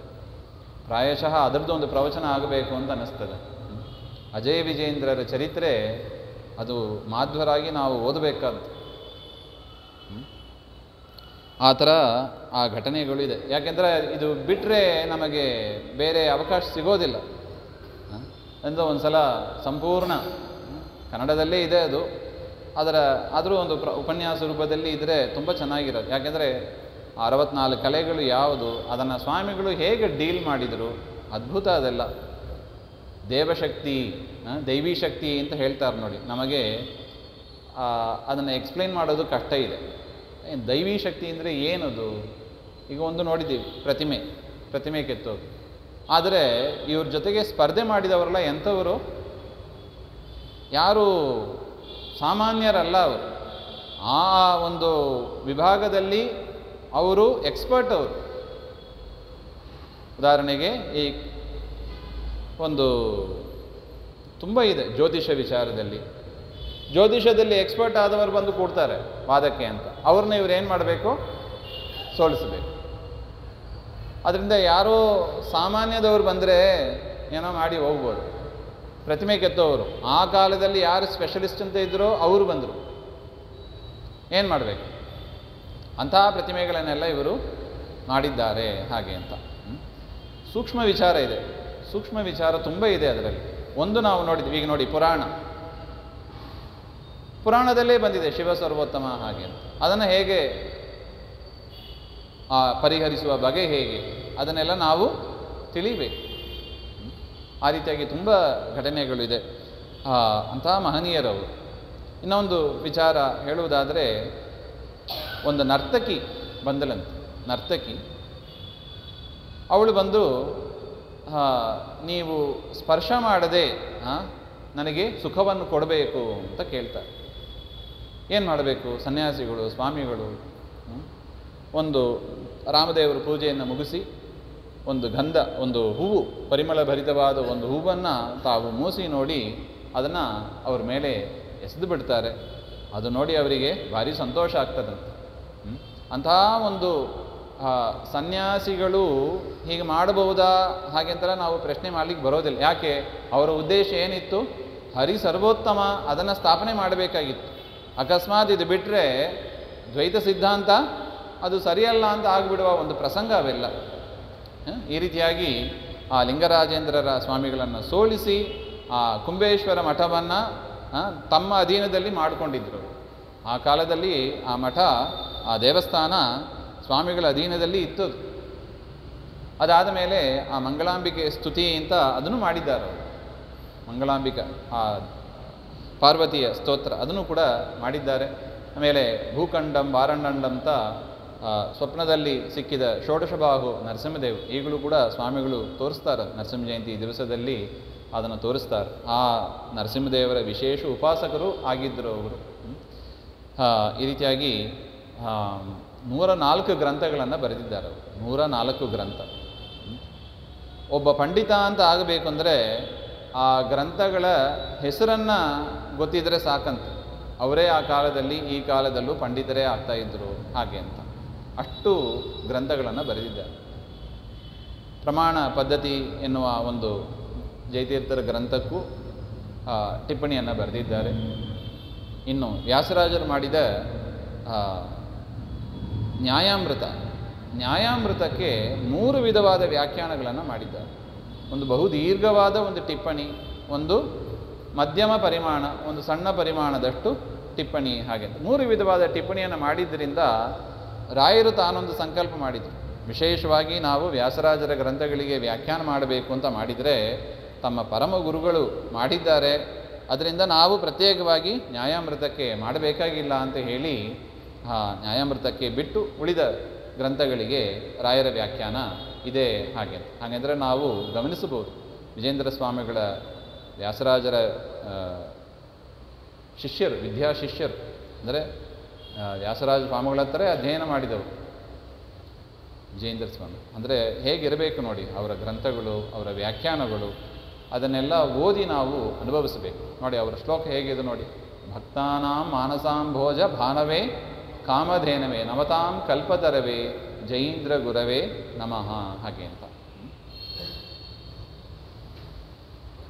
ನಮತಾಂ ಭಕ್ತಾನಾಂ, ಭಕ್ತರು ಅಂದರೆ ಏನು ಮಾಡ್ತಾರೆ? ಗುರುಗಳಿಗೆ ನಮಸ್ಕಾರ ಮಾಡೇ ಮಾಡ್ತಾರೆ. ಸದಾ ಈ ರೀತಿಯಾಗಿ ಗುರುವಿನ ಮಾತಿನ ಮೇಲೆ ಗೌರವ ಇರಬೇಕು. ನಮಗೆ ಅದು ಒಂದು ಸ್ವಲ್ಪ ನ್ಯೂನತೆ ಆಗಿ ಬರ್ತಾ ಇದೆ. ಗುರುಗಳ ಮಾತಿನ ಮೇಲೆ, ಗುರುಗಳು ಅಂದರೆ ಈಗ ಇರುವ ಆಚಾರ್ಯರು, ಪಂಡಿತರು, ಅವರು ವಿಚಾರ ಇಲ್ಲ. ಇದು ಯಾರು ಟೀಕಾ ಟಿಪ್ಪಣಿಗಳನ್ನು ಬರೆದಿದ್ದಾರಲ್ಲ ಅವರು, ಸರ್ವಮೂಲ ಟೀಕಾ ಟಿಪ್ಪಣಿಗಳನ್ನು ಬರೆದ ಹಿರಿಯರು, ಅವರ ಮಾತುಗಳನ್ನು ನಾವು ಸರಿಯಾಗಿ ಅರ್ಥ ಮಾಡಿಕೊಂಡು ಅವರು ಹೇಳಿದ್ದನ್ನು ಜೀವನದಲ್ಲಿ ಅಳವಡಿಸ್ಕೋಬೇಕು. ಅವರು ಅಂತಹ ಭಕ್ತರು ಭಕ್ತಾನಾಂ ಮಾನಸಾಂಭೋಜ ಭಾನವೇ. ಸಾಮಾನ್ಯವಾಗಿ ಕಮಲ ಅರಳೋದು ಯಾವಾಗ? ಸೂರ್ಯ ಬಂದಾಗ ಕಮಲ ಅರಳುತ್ತದೆ. ಅದೇ ರೀತಿಯಾಗಿ ಭಕ್ತರ ಮನಸ್ಸು ಅರಳೋದು ಯಾವಾಗ? ಈ ವಿಜೇಂದ್ರ ಸ್ವಾಮಿಗಳ ದರ್ಶನ ಮಾಡಿದಾಗ, ಅವರ ಸ್ಮರಣೆ ಮಾಡಿದಾಗ ಭಕ್ತರ ಮನಸ್ಸು ಅರಳುತ್ತದೆ ಹಾಗೆ ಅಂತ. ಭಕ್ತಾನಾಂ ಮಾನಸಾಂಭೋಜ ಭಾನವೇ, ಭಾನು ಅಂದರೆ ಸೂರ್ಯ ಅಂತ, ಭಾನವೇ. ಕಾಮಧೇನವೇ, ಕಾಮಧೇನು ಅದು ಸ್ವರ್ಗಲೋಕದಲ್ಲಿರತಕ್ಕ ಒಂದು ಹಸು. ಏನು ಮಾಡ್ತದೆ ಅದು? ಕೇಳಿದ್ದನ್ನೆಲ್ಲ ಕೊಡ್ತದೆ ಅಂಥದ್ದು. ಅದೇ ರೀತಿಯಾಗಿ ಆದರೆ ನಮಗೆ ಸಿಗೋದು, ನಮಗೆ ಎಂಟ್ರಿನೇ ಇಲ್ಲ ಅಲ್ಲಿ ಸ್ವರ್ಗಲೋಕಕ್ಕೆ. ನಾವು ಹೋಗಿ ಈಗ ಪಡೆಯೋಕ್ಕಿಲ್ಲ. ನಮಗೆಲ್ಲ ಕಾಮಧೇನು ಅಂದರೆ ಯಾರು? ಇಂಥ ಗುರುಗಳೇ ನಮಗೆ ಕಾಮಧೇನು. ನಾವು ಬೇಡಿದ್ದನ್ನೆಲ್ಲ ಕೊಡತಕ್ಕವರು. ಏನು ಬೇಡಬೇಕು ನಾವು ಗುರುಗಳ ಹತ್ರ ಹೋಗಿ? ಜ್ಞಾನಭಕ್ತಿಂ ಹರೇಸ್ತೃಪ್ತಿಂ ವಿನಾ ವಿಷ್ಣೋರಪಿ ಕ್ವಚಿತ್ ನಾಕಾಂಕ್ಷಂ ಅಂತ ಭೀಮಸೇನ ದೇವರು ತೋರಿಸಿಕೊಟ್ಟಿದ್ದಾರೆ ನಮಗೆ. ದೇವರ ಹತ್ರ ಏನು ಕೇಳಬೇಕು? ಜ್ಞಾನ ಅಂದರೆ ಯಾರ ಜ್ಞಾನ? ಯಾವ ಜ್ಞಾನ? ದೇವರ ಜ್ಞಾನ. ಸೈನ್ಸು ಮ್ಯಾಥ್ಸ್ ಅದನ್ನು ಕೇಳ್ತಾ ಕೂಡಬಾರ್ದು, ಮತ್ತೆ ಡಿಗ್ರಿ ಕೊಡು, ಡಿಪ್ಲೊಮಾ ಕೊಡು ಅಂತ. ಯಾವ ಜ್ಞಾನ? ದೇವರ ಜ್ಞಾನ. ಭಕ್ತಿಯನ್ನು ಕೇಳಬೇಕು. ದೇವರಲ್ಲಿ ಭಕ್ತಿಯನ್ನು ಬೇಕು. ದೇವರ ಜ್ಞಾನ, ದೇವರ ಭಕ್ತಿ. ಜ್ಞಾನಭಕ್ತಿಂ ಹರೇಸ್ತೃಪ್ತಿಂ, ಪರಮಾತ್ಮನ ತೃಪ್ತಿ. ದೇವರೇ ನನ್ನ ಮೇಲೆ ತೃಪ್ತನಾಗು ಹಾಗೆ ಅಂತ ಪ್ರಾರ್ಥನೆ ಮಾಡಬೇಕಂತ. ನನ್ನ ಮೇಲೆ ಅನುಗ್ರಹೋನ್ಮುಖನಾಗು ಪ್ರಾರ್ಥನೆ ಮಾಡಬೇಕಂತ. ಜ್ಞಾನಭಕ್ತಿಂ ಹರೇಸ್ತೃಪ್ತಿಂ ವಿನಾ ವಿಷ್ಣೋರಪಿ ಕ್ವಚಿತ್ ನಾಕಾಂಕ್ಷಂ. ಪರಮಾತ್ಮನನ್ನು ಕೇಳಿದಾಗಲೂ ಕೂಡ ಇದನ್ನೇ ಕೇಳಬೇಕು ಅಂತಾರೆ. ಇದನ್ನು ಬಿಟ್ಟು ಬೇರೆ ಏನು ಕೇಳಕ್ಕೆ ಹೋಗಬೇಡಿ ಅಂತಾರೆ. ದೇವರಲ್ಲಿ ಕೇಳಿದಾಗಲೂ ಕೂಡ ಸ್ವಾಮಿ ನಿನ್ನ ಭಕ್ತಿ, ನಿನ್ನ ಜ್ಞಾನ ಇದನ್ನು ಕೊಡು ಹಾಗೆ ಅಂತ ಕೇಳಬೇಕು ಅಂತ. ಸೊ ಅದರಿಂದ ಕಾಮಧೇನುವಿನಂತೆ ನಮಗೆ ಬೇಡಿದ್ದನ್ನೆಲ್ಲ ಕೊಡತಕ್ಕವರು. ಗುರುಗಳಿಗೆ ಲೌಕಿಕವನ್ನು ಕೂಡ ಕೊಡ್ತಾರೆ, ಆದರೆ ಹೆಚ್ಚು ಸಂತೋಷಪಟ್ಟು ಅನುಗ್ರಹಪೂರ್ವಕವಾಗಿ ಕೊಡೋದು ಯಾವುದು? ಜ್ಞಾನಭಕ್ತಿಯಾದಿಗಳು ಅಂತ. ಭಕ್ತಾನಾಂ ಮಾನಸಾಂಭೋಜ ಭಾನವೇ ಕಾಮಧೇನವೇ ನಮತಾಂ ಕಲ್ಪತರವೇ ಅಂತ. ಕಲ್ಪತರು ಅಂದರೆ ಏನು? ಕಲ್ಪ ಅಂದರೆ ಸಂಕಲ್ಪಿತ ತರು. ನಾವೇನು ಸಂಕಲ್ಪ ಮಾಡುತ್ತೀವೋ ಅದನ್ನೆಲ್ಲ ಕೊಡತಕ್ಕ ಒಂದು ವೃಕ್ಷ. ತರು ಅಂದರೆ ಮರ ಅಂತ ಅರ್ಥ. ಸ್ವರ್ಗಲೋಕದ ಮರ ಏನದು? ಕಲ್ಪತರು ಅಂದರೆ ಏನರ್ಥ? ನಾವೇನು ಸಂಕಲ್ಪ ಮಾಡ್ತೀವಿ ಅದನ್ನೆಲ್ಲ ಕೊಡತಕ್ಕ ಒಂದು ಮರ ಅದು. ನಮ್ಮ ಹತ್ರ ಇದ್ರೆ ಎಷ್ಟು ಚೆನ್ನಾಗಿರ್ತೀರಿ ಅಲ್ವಾ? ನಾವು ಬೇಡಿದ್ದನ್ನೆಲ್ಲ ಕೊಡುತ್ತಂತಿದೆ ಆ ಮರ. ಅದಕ್ಕೆ ದೇವರು ಕೊಟ್ಟಿಲ್ಲ ನಮಗೆ. ಯಾರನ್ನು ಕೊಟ್ಟಿದ್ದಾನೆ? ಗುರುಗಳನ್ನು ಕೊಟ್ಟಿದ್ದಾನೆ. ಗುರುಗಳಿಗೆ ಶರಣು ಹೋಗು, ನಿಂಗೆ ಬೇಡಿದ್ದನ್ನೆಲ್ಲ ಕೊಡ್ತಾರೆ ಹಾಗೆ ಅಂತ. ಇದರದ್ದೇ ಸಂಬಂಧಪಟ್ಟ ಒಂದು ಕತೆ. ಕಲ್ಪತರು ಕಾಮಧೇನು ಅಂತ ನಾವು ನೋಡ್ತೀವಲ್ಲ, ಅದಕ್ಕೆ ವಾಮನ ಪುರಾಣದಲ್ಲಿ ವರಾಹ ಪುರಾಣದಲ್ಲಿ ಒಂದು ವಿಶೇಷ ಒಂದು ಘಟನೆಯನ್ನು ಹೇಳ್ತಾ ಇದ್ದಾರೆ. ಅದೇ ಇಲ್ಲಿ ಬರತಕ್ಕದ್ದು. ಈ ರೀತಿಯಾಗಿ ಭಕ್ತಾನಾಂ ಮಾನಸಾಂಭೋಜ ಭಾನವೇ ಕಾಮಧೇನವೇ ನಮತಾಂ ಕಲ್ಪತರವೇ ವಿಜಯೀಂದ್ರ ಗುರವೇ ನಮಃ. ಆ ಗುರುಗಳಿಗೆ ನಮಸ್ಕಾರ ಅಂತ ಹೇಳಿ ಅವರ ಶಿಷ್ಯರು ಸುಧೀಂದ್ರ ತೀರ್ಥರು ಅವರು ರಚನೆ ಮಾಡಿದ ಶ್ಲೋಕ ಅದು. ಅವರ ಶಿಷ್ಯರೇ ರಾಘವೇಂದ್ರ ಸ್ವಾಮಿಗಳು ಅಂತ ನೋಡಿದ್ದೀವಿ ನಾವು. ತಮ್ಮ ಗ್ರಂಥಗಳಲ್ಲಿ ಅನೇಕ ಬಾರಿ ಪರಮಗುರುಗಳನ್ನು ಉಲ್ಲೇಖ ಮಾಡಿದ್ದಾರೆ ರಾಯರು. ಅದನ್ನೆಲ್ಲ ಓದಿ ನಾವು ಆ ಒಂದು ಆನಂದವನ್ನು ಪಡಬೇಕು ಅಂತ. ಮತ್ತು ಚಕ್ರಮೀಮಾಂಸಾ ಅಂತ ಒಂದು ಗ್ರಂಥವನ್ನು ಮಾಡಿದ್ದಾರೆ. ಚಕ್ರಮೀಮಾಂಸಾ ಹಾಗೆ ಅಂದರೆ ಹಿಂದಿನ ಕಾಲದಲ್ಲಿ ತಪ್ತ ಮುದ್ರಾಧಾರಣೆಯನ್ನು ಅನೇಕ ಜನ ಒಪ್ತಾ ಇಲ್ಲ, ಅನೇಕರು ಒಪ್ತಾ ಇಲ್ಲ. ಮುದ್ರಾಧಾರಣೆ ಮಾಡಿಸ್ಕೋಬೇಕು ಮಾಡಿಸ್ಕೋಬಾರ್ದು, ಈಗ ಬಂತು ಮುಂದಿನ ಏಕಾದಶಿ. ಮಾಡ್ಕೋಬೇಕು ಮಾಡ್ಕೋಬಾರ್ದು ಹಾಗೆ ಅಂತ. ಇದನ್ನು ಶ್ರೀ ವೈಷ್ಣವರು ಒಪ್ತಾರೆ, ದ್ವೈತದವರು ಒಪ್ತಾರೆ. ಆದರೆ ಅದ್ವೈತ ಮತದವರು ಇನ್ನು ಉಳಿದವರು ಯಾರೂ ಒಪ್ಪೋದಿಲ್ಲ. ಇದು ಏನು ಮಾಡಬೇಕು? ಮತ್ತೆ ಮುದ್ರಾಧಾರಣೆ, ತಪ್ತ ಮುದ್ರಾಧಾರಣೆ ಮಾಡಿಸ್ಕೋಬೇಕೋ ಮಾಡಿಸ್ಕೋಬಾರ್ದು? ಮಾಡಿಸ್ಕೋಬೇಕು. ಹಾಗೆ ಅಂತ ಹೇಳಿದ ಕೂಡಲೇ ಏನು ಪ್ರಶ್ನೆ ಬರ್ತದೆ? ಯಾಕೆ ಅಂತ ಬರ್ತದೆ. ನೋಡಿ,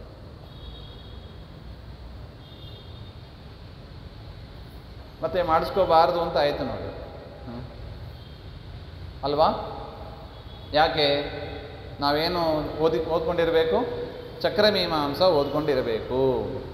ನೋಡಿ, ಇಂಥ ಪ್ರಶ್ನೆ ಮಾಧ್ವರಿಗೆ ಬರಬಾರ್ದು. ಅಂದರೆ ಇಂಥ ಪ್ರಶ್ನೆ ಬಂದಾಗ ನಾವು ಇದೇ ಥರ ಕೂತು ಬಿಟ್ಟರೆ ನಿಮ್ಮ ಮತ ಸರಿ ಇಲ್ಲ ಅಂತ ಆಗಿಬಿಡುತ್ತದೆ. ಅದಕ್ಕೆ ಅವಕಾಶ ಕೊಡಬಾರ್ದು. ನಾವು ಚಕ್ರಮೀಮಾಂಸ ಓದಬೇಕು. ಚಕ್ರಮೀಮಾಂಸ ಓದಿದರೆ, ಸಣ್ಣ ಗ್ರಂಥ ಅದು, ಓದಿದರೆ ಯಾಕೆ ಮುದ್ರಾಧಾರಣೆ ಮಾಡಿಸ್ಕೋಬೇಕು ಅಂತ ವೇದಗಳಲ್ಲಿ ಪುರಾಣಗಳಲ್ಲಿ ಏನೇನು ಪ್ರಮಾಣಗಳಿದೆ ನಾವು ಒಂದು ಸಲ ಯೋಚನೆ ಮಾಡಿ ಅದನ್ನು ಒಂದು ಹಲ್ವಾ ಮಾಡಿ ಕೊಟ್ಟಂಗೆ ಗುರುಗಳು ನಮಗೆ ಮಾಡಿ ಸುಲಭವಾಗಿ ಮಾಡಿ ತಗೊಳ್ಳಿ ಅಂತ ಕೊಟ್ಟಿದ್ದಾರೆ ನಮಗೆ. ಇಡೀ ವೇದಗಳನ್ನು ಹುಡುಕಿ ನಾವು ಪ್ರಮಾಣ ಹುಡ್ಕೋದು ಅಂದರೆ ಸಾಧ್ಯನಾ ನಮ್ಮಿಂದ? ಇಡೀ ಪುರಾಣಗಳು ನೋಡಿ, ಒಂದು ಪುರಾಣದಲ್ಲಿ ಒಂದು ಶ್ಲೋಕ ಹುಡ್ಕೊಂಡ್ರೆ ಎಷ್ಟು ದೊಡ್ಡ ಬುಕ್ ಇದೆ, ಯಾವಾಗ ಓದಿ ಮುಗಿಸೋದು? ಇದೇ ಥರ 18 ಪುಸ್ತಕ ಇದೆ ಅಂತ ಇಟ್ಕೊಳ್ಳಿ. ಯಾವ ಶ್ಲೋಕ ಮುದ್ರಾಧಾರಣೆ ಮಾಡಿಸ್ಕೋಬೇಕು ಅಂತ ಎಲ್ಲೋ ಯಾವುದೋ ಒಂದು ಅಧ್ಯಾಯದಲ್ಲಿ ಯಾವುದೋ ಒಂದು ಶ್ಲೋಕ ಸಿಗ್ತದೆ ನಮಗೆ. ಹುಡ್ಕೋಕ್ಕಾಗ್ತದ ನಮ್ಮಿಂದ? ಅದಕ್ಕೆಲ್ಲ ಪುರಾಣಗಳು ತಲೆಯಲ್ಲಿ ಇರಬೇಕು.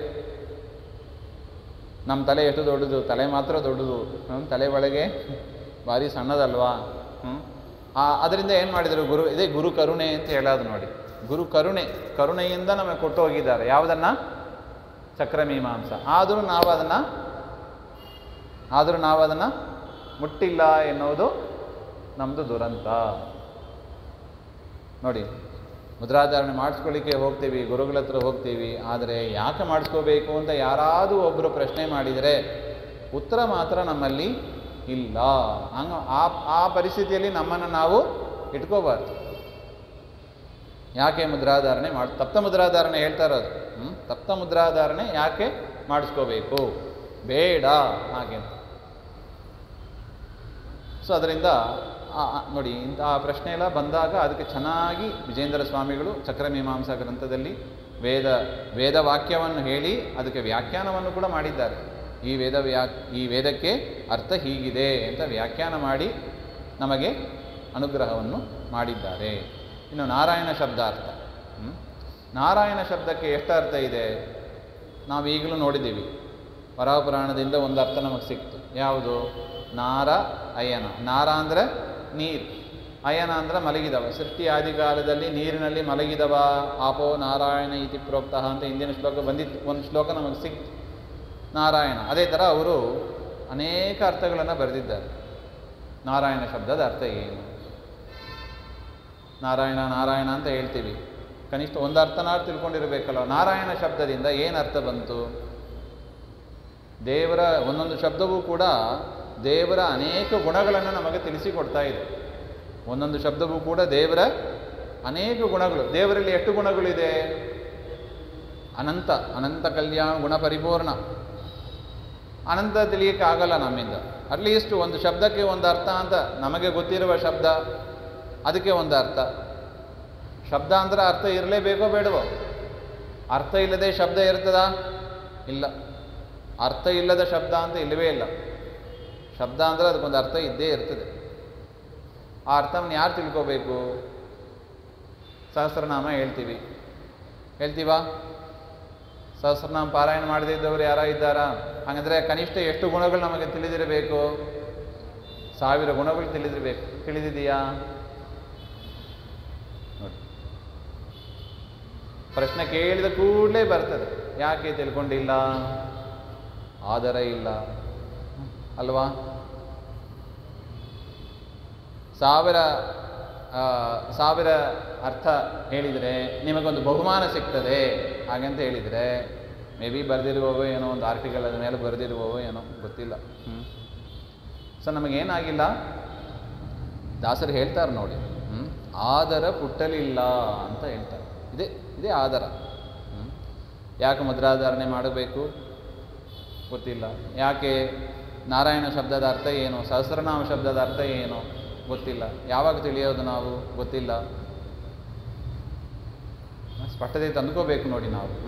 ಸೊ ಅದನ್ನು ನಮಗೆ ಮಾಡಿಕೊಟ್ಟ ಗುರುಗಳು ವಿಜೇಂದ್ರ ಸ್ವಾಮಿಗಳು. ಯಾಕೆ ಮುದ್ರಾಧಾರಣೆ ಮಾಡಿಸ್ಕೋಬೇಕು ನೋಡಿ, ಎಷ್ಟು ಔಚಿತ್ಯ ಇದೆ ನೋಡಿ.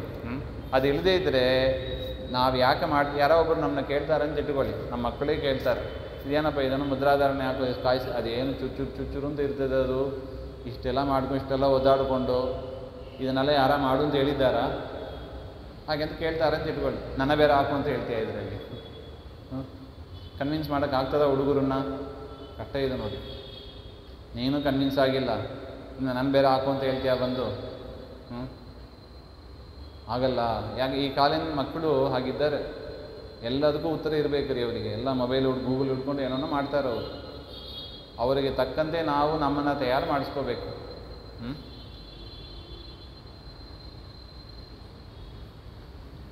ಸೊ ಅದರಿಂದ ಚಕ್ರಮೀಮಾಂಸವನ್ನು ಮಾಡಿ ಗುರುಗಳು ಈ ರೀತಿಯಾಗಿ ತುಂಬ ಇದೆ, ಹೇಳ್ತಾ ಹೋಗ್ಬೋದು. ಒಂದೊಂದು ಗ್ರಂಥದ ಬಗ್ಗೆಯೂ ಕೂಡ ಮಧ್ವ ಸಿದ್ಧಾಂತ ಸಾರ ಅಂತ ಒಂದು ಗ್ರಂಥ ಇದೆ. ಮಧ್ವ ಸಿದ್ಧಾಂತ ಸಾರ, ಮಧ್ವ ಸಿದ್ಧಾಂತದ ಪ್ರಮೇಯಗಳು ಏನು ಹಾಗೆ ಅಂತ. ಸರ್ವಮೂಲ ನಾನು ಓದಿಲ್ಲ ಹಾಗೆ ಅಂತ ನೀವು ಬೇಸರ ಮಾಡ್ಕೋಬೇಡಿ. ಮಧ್ವ ಸಿದ್ಧಾಂತದ ಪರಿಚಯ ಆಗಬೇಕೋ, ವಿಜೇಂದ್ರ ಸ್ವಾಮಿಗಳು ಬರೆದುಕೊಟ್ಟ ಮಧ್ವ ಸಿದ್ಧಾಂತ ಸಾರವನ್ನು ಓದ್ರಿ. ಸಣ್ಣದಿದೆ ಗ್ರಂಥ, ಏನು ಭಾರಿ ದೊಡ್ಡದು ಇಲ್ಲ ಅದು, ಆದರೆ ಅರ್ಥ ಭಾರಿ ಕಷ್ಟ ಇದೆ. ಅಷ್ಟು ವಿವರಣೆ ಮಾಡ್ತಾ ಹೋಗ್ಬೋದು. ಅಂತಹ ಗ್ರಂಥಗಳನ್ನೆಲ್ಲ ನಮಗೆ ಕೊಟ್ಟು ಮಹಾನುಭಾವರು ಅಂಥವರ ಸ್ಮರಣೆ ಆಗಲಿ, ಅಂಥವರ ಅನುಗ್ರಹ ನಿಮ್ಮ ಮೇಲೆ ಆಗಲಿ ಅಂತ. ಮತ್ತು ಇನ್ನೊಂದು ಇದರ ಮೇಲೆ ಒಂದು ಜೀವಕರ್ತೃತ್ವವಾದದಲ್ಲಿ ಬಂದ ಒಂದು ಎರಡನೇ ವಿಷಯ ಪ್ರಮೋದರಾಯರು ಕೇಳ್ತಾ ಇದ್ದಾರೆ. ಅದು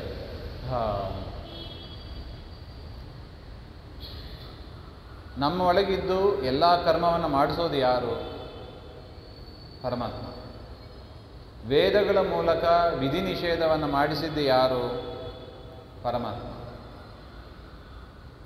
ಈಗ ಈ ವಿಧಿ ನಿಷೇಧಗಳನ್ನು ನಮ್ಮೊಳಗಿದ್ದ ಯಾರು ಮಾಡಿಸ್ಬೇಕು? ಯಾರು ನಮ್ಮೊಳಗಿದ್ದು ಎಲ್ಲವನ್ನು ಮಾಡಿಸ್ತಾರೋ ಅವರೇ ಮಾಡಿಸ್ಬೇಕು. ಕರೆಕ್ಟಾ? ವಿಧಿ ನಿಷೇಧ ವೇದಗಳು ಹೇಳ್ತಾ ಇದೆ. ಅದನ್ನು ವೇದವನ್ನು ರಕ್ಷಣೆ ಮಾಡಿ ಅದನ್ನು ತಿಳಿಸಿಕೊಡೋದು ಯಾರು? ಪರಮಾತ್ಮನೇ. ನಮ್ಮ ಒಳಗಿದ್ದು ಎಲ್ಲ ಕೆಲಸಗಳನ್ನು ಮಾಡುವುದು ಯಾರು? ಪರಮಾತ್ಮನೇ. ಸೊ ದೇವರು ಏನು ಮಾಡಿಸ್ಬೇಕು? ನಮಗೆ ವಿಧಿ ನಿಷೇಧಗಳನ್ನು ಇಟ್ಟುಕೊಂಡು ನಮ್ಮನ್ನು ತೊಡಗಿಸಬೇಕಲ್ವೇ? ಹಾಗೆ ಅಂತ ಪ್ರಶ್ನೆ. ಅಂದರೆ ವಿಧಿ ನಿಷೇಧವೂ ದೇವರ ಹತ್ರನೇ ಇದೆ. ದೇವರಿಗೆ ಚೆನ್ನಾಗಿ, ನಮಗಿಂತ ದೇವರಿಗೆ ಚೆನ್ನಾಗಿ ಗೊತ್ತಿದೆ. ಎಲ್ಲವನ್ನು ಮಾಡಿಸೋದು ಅವನೇ. ಹಾಗಿರುವಾಗ ಜೀವನ ಒಂದು ಸ್ಥಾನಮಾನ ಏನು ಬಂತು ಅಲ್ಲಿ? ಹಾಗೆ ಅಂತ ಪ್ರಶ್ನೆ ಅರ್ಥ ಆಯ್ತಾ? ಎಲ್ಲ ಮಾಡಿಸೋದು ದೇವರು, ವಿಧಿ ನಿಷೇಧ ಗೊತ್ತಿರೋದು ದೇವರು. ಮತ್ತು ದೇವರು ಏನು ಮಾಡಬೇಕು? ಅವನಿಗೆ ಉಪದೇಶ ಅದಷ್ಟೇ. ಅವನೇ ತಿಳ್ಕೊಂಡು ಅವನೇ ನಮ್ಮಿಂದ ಮಾಡಿಸ್ಬೇಕು. ನೀವು ಓದು ಶಾಸ್ತ್ರ ನಮಗೆ ಗೋಳ ಇಕ್ಕೋತೀರಾ? ನಾನು ಮಾಡುವುದಾದರೆ ಈಗ ನೋಡಿ, ಡ್ರೈವಿಂಗ್ ನಾ ಮಾಡಬೇಕು. ಡ್ರೈವಿಂಗ್ ನಾ ಮಾಡ್ತೀನಿ. ಮಾಡಬೇಕು ಅಂದರೆ ಏನು ತಿಳಿಬೇಕು? ನನಗೆ ರೂಲ್ಸ್ ಎಲ್ಲ ತಿಳಿದಿರಬೇಕು. ಕಾರ್ ಹೆಂಗೆ ಓಡಿಸೋದು ತಿಳಿದಿರಬೇಕು. ಯಾಕೆ? ನಾನು ಕೂತು ಮಾಡುವುದರಿಂದ. ನಾನು ಹಿಂದಿನ ಸೀಟಲ್ಲಿ ಕೂಡುವವ. ಹಾಗಿರುವಾಗ ಡ್ರೈವಿಂಗ್ ನನಗೆ ಗೊತ್ತಿರಬೇಕು? ಬೇಡ. ಅದೇ ಥರ ನಮ್ಮೊಳಗಿದ್ದು ಸಾರಥಿಯಾಗಿ ಡ್ರೈವರ್ ಸೀಟಲ್ಲಿ ಕೂತದ್ದು ಯಾರು? ದೇವರು. ಸೊ ದೇವರಿಗೆ ಟ್ರಾಫಿಕ್ ರೂಲ್ಸು, ಆ ರೂಲ್ಸು, ವಿಧಿ ನಿಷೇಧ ಎಲ್ಲ ಗೊತ್ತಿರಬೇಕು. ಗೊತ್ತಿದೆ, ಸರ್ವಜ್ಞ. ನಾವೆಲ್ಲೋ ಹಿಂದಿನ ಸೀಟಲ್ಲಿ ಕೂತಿದ್ದೀವಿ. ನಮಗೆ ಯಾಕೆ ವಿಧಿ ನಿಷೇಧ? ಇದು ಪ್ರಶ್ನೆ. ಹಾಂ, ಉತ್ತರ ಹೇಳ್ಬೋದು. ಹಾಂ, ಬುದ್ಧಿ ಕೊಟ್ಟಿದ್ದಾನೆ. ಬುದ್ಧಿ ಪ್ರಚೋದಕ್ಕೆ ಯಾರು? ಬುದ್ಧಿ ಪ್ರಚೋದಕ್ಕೆ ಯಾರು? ದೇವರೇ. ಅವ್ರವ್ರ ಕರ್ಮಾನುಸಾರ. ದೇವ್ರಿಗೆ ಗೊತ್ತಿದೆ, ಕರ್ಮಾನುಸಾರ ಗೊತ್ತಿದೆ. ಅದು ಮಾಡಿಸೋದು ದೇವರೇ. ಹಾಂ, ಮತ್ತು ಜೀವ ಏನು ಮಾಡಬೇಕು? ಜೀವನದ ಏನು ಕೆಲಸ? ಪ್ರಯತ್ನ ಮಾಡಿಸೋದು ಯಾರು? ದೇವರೇ. ನಮ್ದೇನು ಕೆಲಸ? ಹಾಂ, ಸ್ವಭಾವ ತಕ್ಕಂತೆ ದೇವ್ರು ಮಾಡಿಸ್ತಾನೆ. ನಮ್ದೇನು ಕೆಲಸ? ಹಾಂ,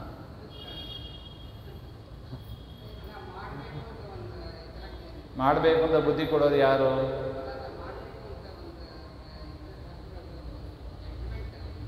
ಜಡ್ಜ್ಮೆಂಟಾ?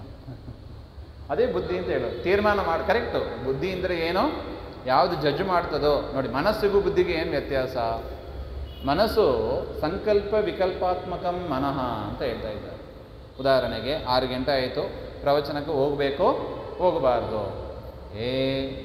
ಒಳ್ಳೆ ಕ್ರಿಕೆಟ್ ಮ್ಯಾಚ್ ನಡೀತಾ ಇದೆ, ಸುಮ್ಮನೆ ಕೂಡು ಮನೆಯಲ್ಲಿ, ಹಾಗೆ ಅಂತ ಒಂದು ಮನಸ್ಸು ಹೇಳ್ತಾ ಇದೆ. ಇಲ್ಲ, ಮಾನವ ಜನ್ಮ ದೊಡ್ಡದು, ಹಾನಿ ಮಾಡಲು ಬೇಡಿ ಹುಚ್ಚಪ್ಪಗಳಿರ, ನಡಿ ಮಠಕ್ಕೆ ಪ್ರವಚನಕ್ಕೆ ಹೋಗೋಣ ಅಂತ ಇನ್ನೊಂದು ಮನಸ್ಸು ಹೇಳ್ತದೆ. ಸೊ ಈ ರೀತಿಯಾಗಿ ಮನಸ್ಸಿನಲ್ಲಿ ಎರಡೂ ಬರ್ತದೆ. ಹೋಗೋಣ ಅಂತ ಬರ್ತದೆ, ಹೋಗೋದು ಬೇಡ. ಏಕಾದಶಿ ಉಪವಾಸ ಮಾಡೋಣ ಅಂತ ಒಂದು ಮನಸ್ಸು, ಬೇಡ ಅಂತ ಒಂದು ಮನಸ್ಸು. ಬೆಳಿಗ್ಗೆ ಹೇಳೋಣ ಅಂತ ಒಂದು ಮನಸ್ಸು, ಸುಮ್ಮನೆ ಮಲಗು ಅಂತ ಹೇಳೋದು ಇನ್ನೊಂದು ಮನಸ್ಸು. ಎಲ್ಲ ಅವನೇ ಮಾಡೋದು. ಸೊ ಬುದ್ಧಿ ಏನು ಮಾಡ್ತದೆ? ಇಲ್ಲ ಹೀಗೆ ಮಾಡೋದು. ಡಿಸೈಡ್ ಮಾಡೋದು ಯಾವುದು? ಬುದ್ಧಿ. ಇದು ಮನಸ್ಸಿಗೂ ಬುದ್ಧಿಗೂ ಇರುವ ಒಂದು ಸಣ್ಣ ಪ್ರಭೇದ. ಸೊ ಇದನ್ನೆಲ್ಲ ಮಾಡೋದು ಯಾರು?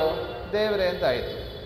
ಸೊ ಜೀವನದು ನೀವೇನು ಜೀವನಿಗೆ ಏನು ಸ್ಥಾನಮಾನ ಕೊಟ್ಟಿದ್ದೀರಿ? ನೀವು ಏನು ಕೊಟ್ಟೇ ಇಲ್ಲ. ನೀವು ಕರ್ಮಕ್ಕೆ ತಕ್ಕಂತೆ ಮಾಡಿಸೋದು ದೇವರು. ಕರ್ಮನ ಅವನೇ ಮಾಡೋದು. ಯಾಕೆ? ಎಲ್ಲ ಇಂದ್ರಿಯಗಳು ಅವನ ಅಧೀನವೇ. ಕರ್ಮ ನಮ್ಮ ಸ್ವಭಾವ ಅವನ ಅಧೀನವೇ ಇದೆ.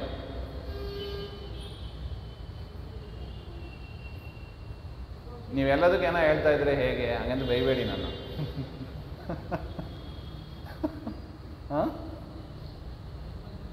ಜನ್ಮಾಂತರ ಅಲ್ಲಿ ಜನ್ಮಾಂತರದಲ್ಲಿ ಮಾಡಿಸಿದ್ದು ಯಾರು? ಅಲ್ಲಿ ನಾವು ಮಾಡಿದರೆ ಸರಿ ಅಂತ ನಾವು ಹೇಳ್ಬೋದು. ಅಲ್ಲಿ ಮಾಡಿಸಿದ್ದು ಅವನೇ, ಅದಕ್ಕೆ ಹಿಂದಿನ ಜನ್ಮ ಅದು ಮಾಡಿಸಿದ್ದು ಅವನೇ. ಸ್ವಭಾವ ಅದು ಮಾಡಿಸಿದ್ದು ಯಾರು? ಅನಾದಿಯಿಂದ ರಕ್ಷಣೆ ಮಾಡ್ಕೊಂಡು ಬರೋದು ಯಾರು? ಅದು ದೇವರೇ.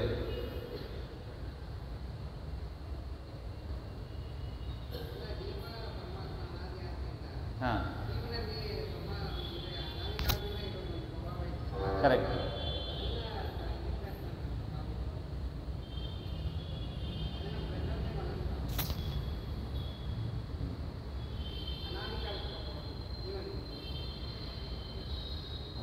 ಅದೇ ಉತ್ತರ. ಕೊನೆಯಲ್ಲಿ ಎಲ್ಲಿ ಶರಣಾಗಬೇಕು ನಾವು? ಸ್ವಭಾವಕ್ಕೆ ಶರಣಾಗಬೇಕು. ನಾವು ಈ ವಿಚಾರ ಮುಂದೆ ನೋಡಿದ್ದೀವಿ. ಸ್ವಭಾವಕ್ಕೆ ತಕ್ಕಂತೆ ಮೊದಲಿನ ಕರ್ಮ, ಮೊದಲಿನ ಕರ್ಮಕ್ಕೆ ತಕ್ಕಂತೆ ಆ ಜನ್ಮಗಳು. ಜನ್ಮದಲ್ಲಿ ಒಂದು ಜನ್ಮ ಬಂದರೆ ಸಾಕು, 10 ಜನ್ಮಕ್ಕೆ ಬೇಕಾದಷ್ಟು ಕರ್ಮ ತಯಾರಾಗಿರುತ್ತದೆ. ಈ ರೀತಿಯಾಗಿ ಮಾಡ್ಕೊಂಡು ಬರ್ತಾ ಇದ್ದಾನೆ. ಸ್ವಭಾವ ಜೀವೇ ಇರುತ್ತೆ. ಸೊ ಅದರಿಂದ ನಮ್ಮ ಸ್ವಭಾವಕ್ಕೆ ತಕ್ಕಂತೆ ದೇವರೆಲ್ಲವನ್ನು ಮಾಡಿಸ್ತಾನೆ. ಸೊ ಸ್ವಭಾವ ಈ ರೀತಿಯಾಗಿ ಇರೋದಕ್ಕೆ ಯಾರು ಹೊಣೆಗಾರರು? ಜೀವನ ಸ್ವಭಾವ ಈ ರೀತಿಯಾಗಿ ಇರೋದಕ್ಕೆ ಯಾರು ಹೊಣೆಗಾರರು?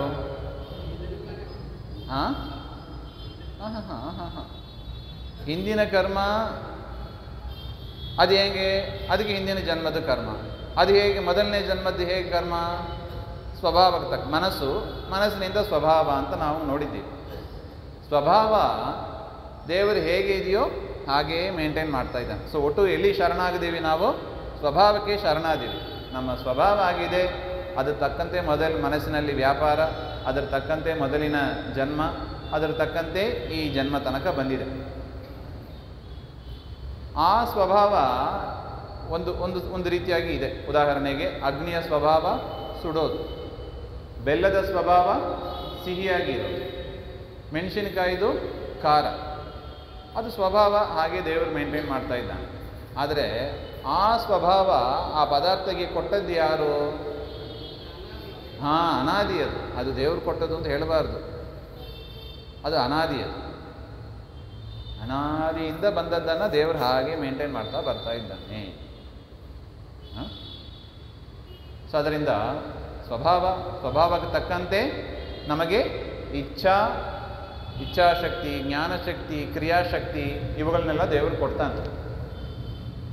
ದೇವರು ಕೊಡ್ತಾನೆ ಅಂದರೆ ಏನು ಕೊಡ್ತಾನೆ? ತಾನೇ ಆ ರೂಪದಿಂದ ಬಂದು ನಿಲ್ತಾನೆ.